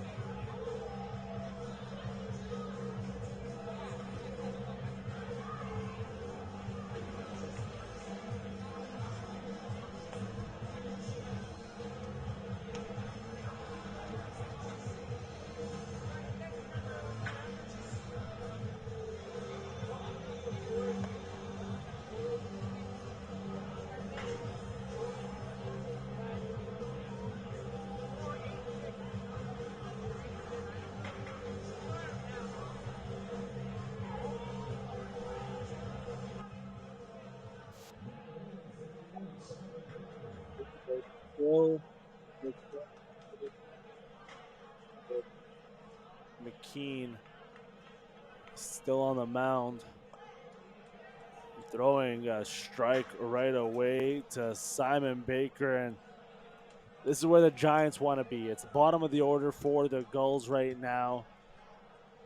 If they could go 3 up, 3 down, go to the bottom of the 9th.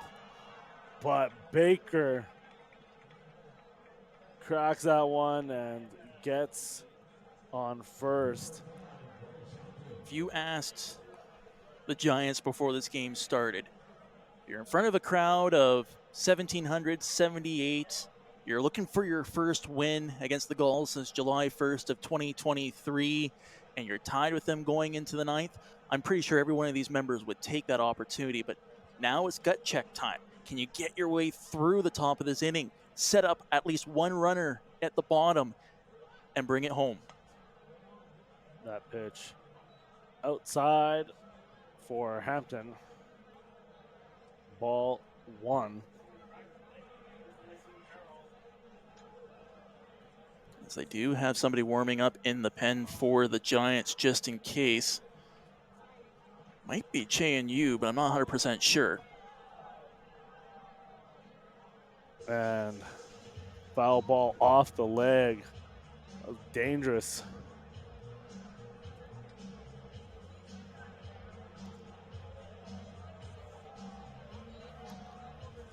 One count, 0 outs, runner on first.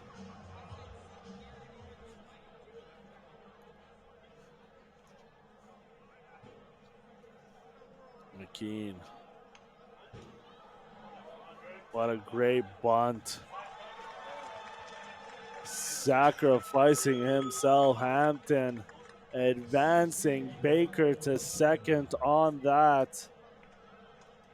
And on the flip side, Sylvan Lake looking to bring a run home in this 9th and lock it on down. And that's one step, 1 out, runner in scoring position. Don't be surprised if we see O'Connor look to move the runner at least to third, even if it sacrifices himself. Big play for the Gulls. This is where a lot of that strategy come into play here. Foul ball puts a strike on the board for O'Connor. Hasn't been a whole lot of variation with the velocity of McKean's pitches, even from fastball to changeup. Relies more on his placement than he does on overpowering the batter.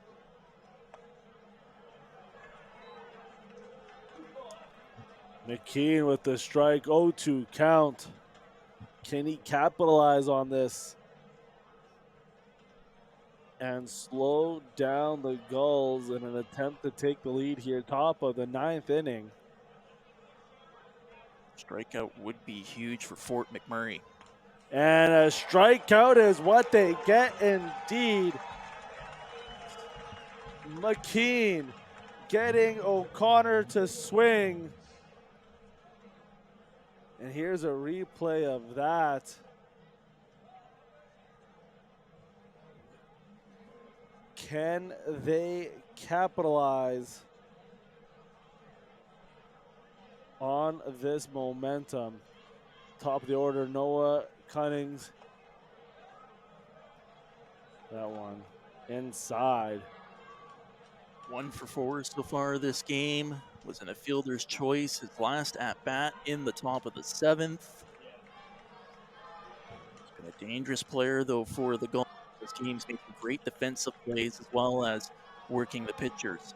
And McKean understands that. So he's going to potentially be a little bit more cautious, but it's one of those things that you then wonder if you're a little too cautious, does he lay on to something that he's not expecting? And it kind of builds and goes from there. Well, on the flip side, Connings does a great job of getting himself on base, a batting average at the college level of .358. So this is a tough at bat for the Giants. And that foul ball definitely helps get McKean back into the mix. 2-1 count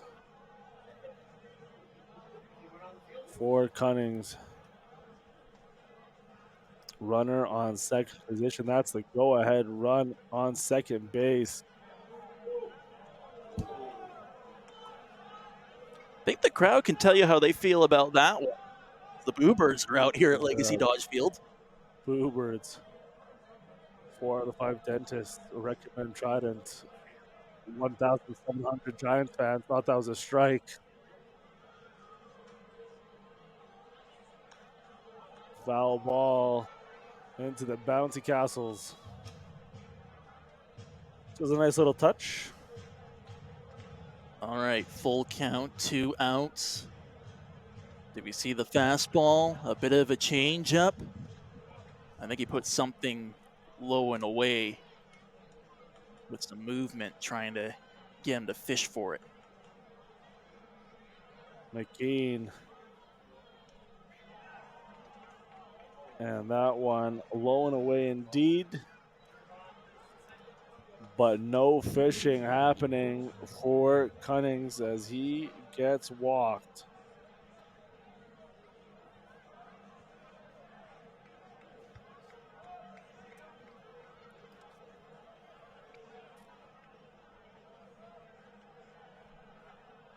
This will bring up Brooks Bachman, who is 1 for 4 so far tonight. Couple of strikeouts against as well. Swinging strike for Bachman.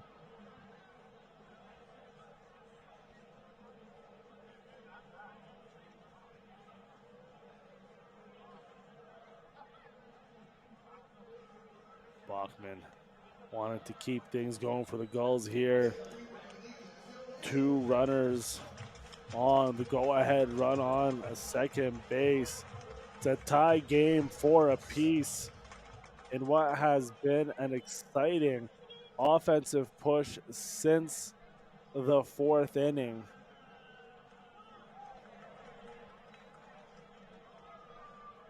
And a game that started off heavily favoring the defense, where we saw some strong pitching by both Billing and Diaz over the first 2 innings. 1-2 count, 2 outs, 2 on, number 2 at the plate. Bachman versus McKean. McKean send it away in that one. Into the turf. 2s across the board now. We got to mention the resiliency of the Giants on this opening game of the season for them, down 3-0, down 4-1. They've rallied. They're giving themselves a chance against a very capable opponent. I want to foul back. Bachman staying alive.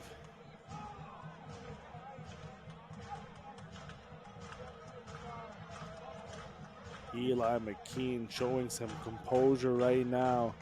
Tell the way the ball popped off the bat from Bachman. He was trying to send it into overdrive. McKean battling out with Bachman right now. Neither player willing to blink.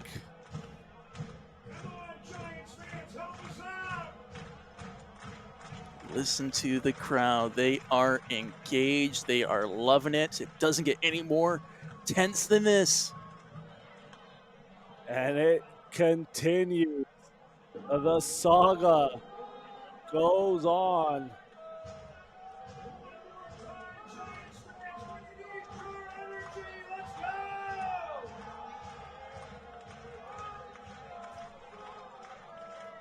McKean, Bachman, game potentially on the line. That one in play, blocked, and that is Miles Murphy losing it under him as he tries to stop the ball from heading all the way into right field, and it will bring a run in, giving the Gulls a 1-run lead. That was unfortunate for Miles Murphy, and I wonder if maybe he lost the ball on the bounce between the runner and himself and saw it at the last minute, and that's why he couldn't quite make the play.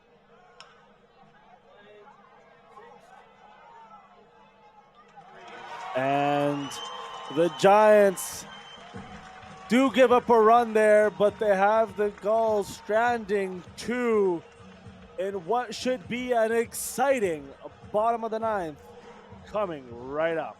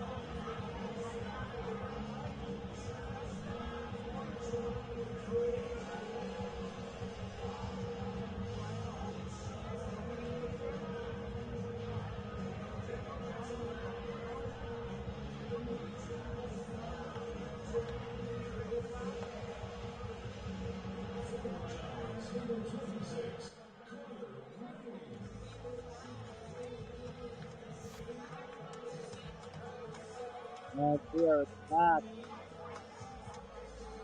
with what would be a very exciting finish to this game here. Connor Rainey at the plate. McClaskey on the mound.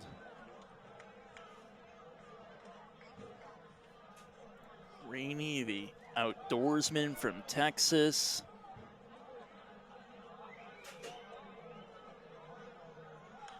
Makes contact with that one, fouling it. 0-1 so far in this game, but he's been walked his last 2 at-bats. Right now, the Giants doing everything they can to get a couple of runners on base.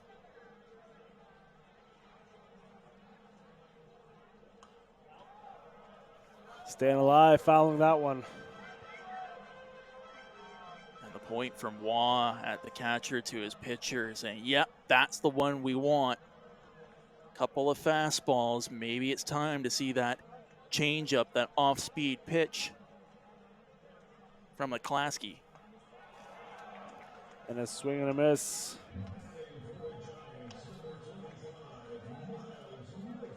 For out number 1.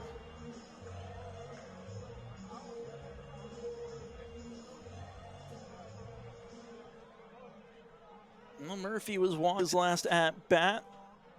Otherwise, he's 0 for 3. That one low into the turf. 0 for 3. Murphy looking to potentially redeem himself here after that play that had the runner score for the Gulls. Making contact with that, fouling it. Again, Sobe, I just suspect that he just lost sight of the ball between himself and the runner. It came through, and he just wasn't able to quite make the play he wanted. If he saw that one cleanly, that was probably an easy turn. And we're talking about a tied game instead of the Giants down by 1. But Murphy, as I mentioned, looking to redeem himself. And as the tying run makes it to first base. Label. Double his last at-bat. He's got some power in behind him. A .269 collegiate batting average. Looking to be a hero here. Label. This is part of the game where you get the feeling that the manager, Ray Brown, wants his team to focus on the small ball. Don't necessarily go for the home run. Do the safe play. Load up the bases. And try to put pressure on the Gulls defense that way.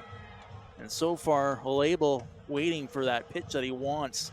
And at this level and in this field, going for that home run, that walk-off, as great as it would be, as we saw 2 years ago with Jordan Bach.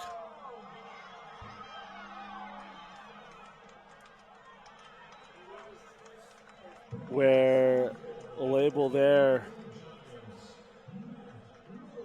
couldn't outrun the Gulls defense, does advance Murphy. Or Jordan Bach 2 years ago in about the 3rd or 4th game of the season hit a 2-run home run to walk it off, and quite possibly one of the craziest games I've ever called in any sport in my very short broadcasting career. But with this field, Legacy Dodge Field, where it is a pitcher-friendly field, and for a lot of these American players that might be used to aluminum bats, the wooden one doesn't have that juice necessarily as that aluminum one does. And all factor in where, you know what, if this was somewhere else, if this was in Okotoks, if this was in Sylvan Lake, Brooksburg, for example, which is a smaller park, although I did hear that they've made some adjustments to that in the offseason. That was a home run stat padding field from my understanding. Well, it's 375 feet at center. And you get that maybe about 6 feet over from the foul line here. But there's a lot of factors. All right, well, a mound visit from Sylvan Lake, making sure the infielders are all on the same page. Giants down to their last out. Road. Could he be the guide to victory.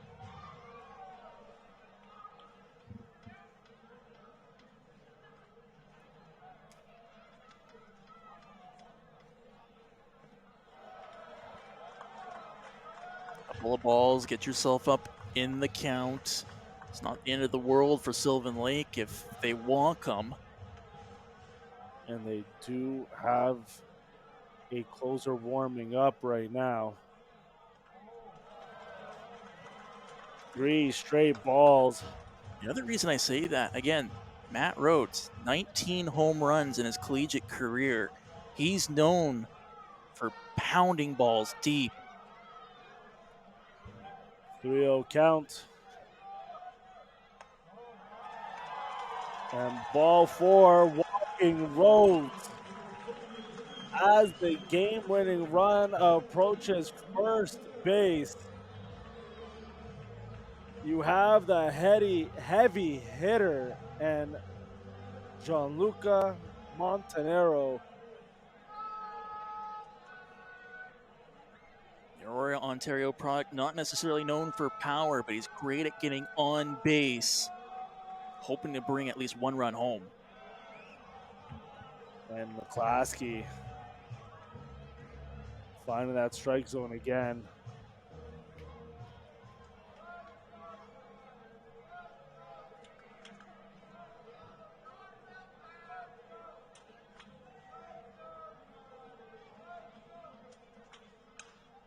And that play, a tough spot, as that will do it. Ground ball to the second baseman. The Giants fought right to the end. And what a start to the season. Fighting punch for punch with a league favorite. The record-holding Sylvan Lake Gulls here on opening night for the Giants at Legacy Dodge Field. Well, and that's the one thing we got to mention, the resiliency to go toe-to-toe, to stick with them. Yes, they were down by 3 twice in this game, but to march their way back. Things could be quite bright in northern Alberta. And he's not talking about the Northern Lights. He's talking about these 4 McMurray Giants that will wear the white, black, and orange for this season. It should be an exciting one. Folks, make sure you join us tomorrow for a 7:05 pitch versus these same Gulls to see this new look Giants and what they can bring. For Matt Decker, my name is Sobi Hamid, wanting to say we appreciate you folks for tuning in and continuously supporting collegiate baseball here in Western Canada. On behalf of everybody in the Giants organization and the WCBL, we say see ya.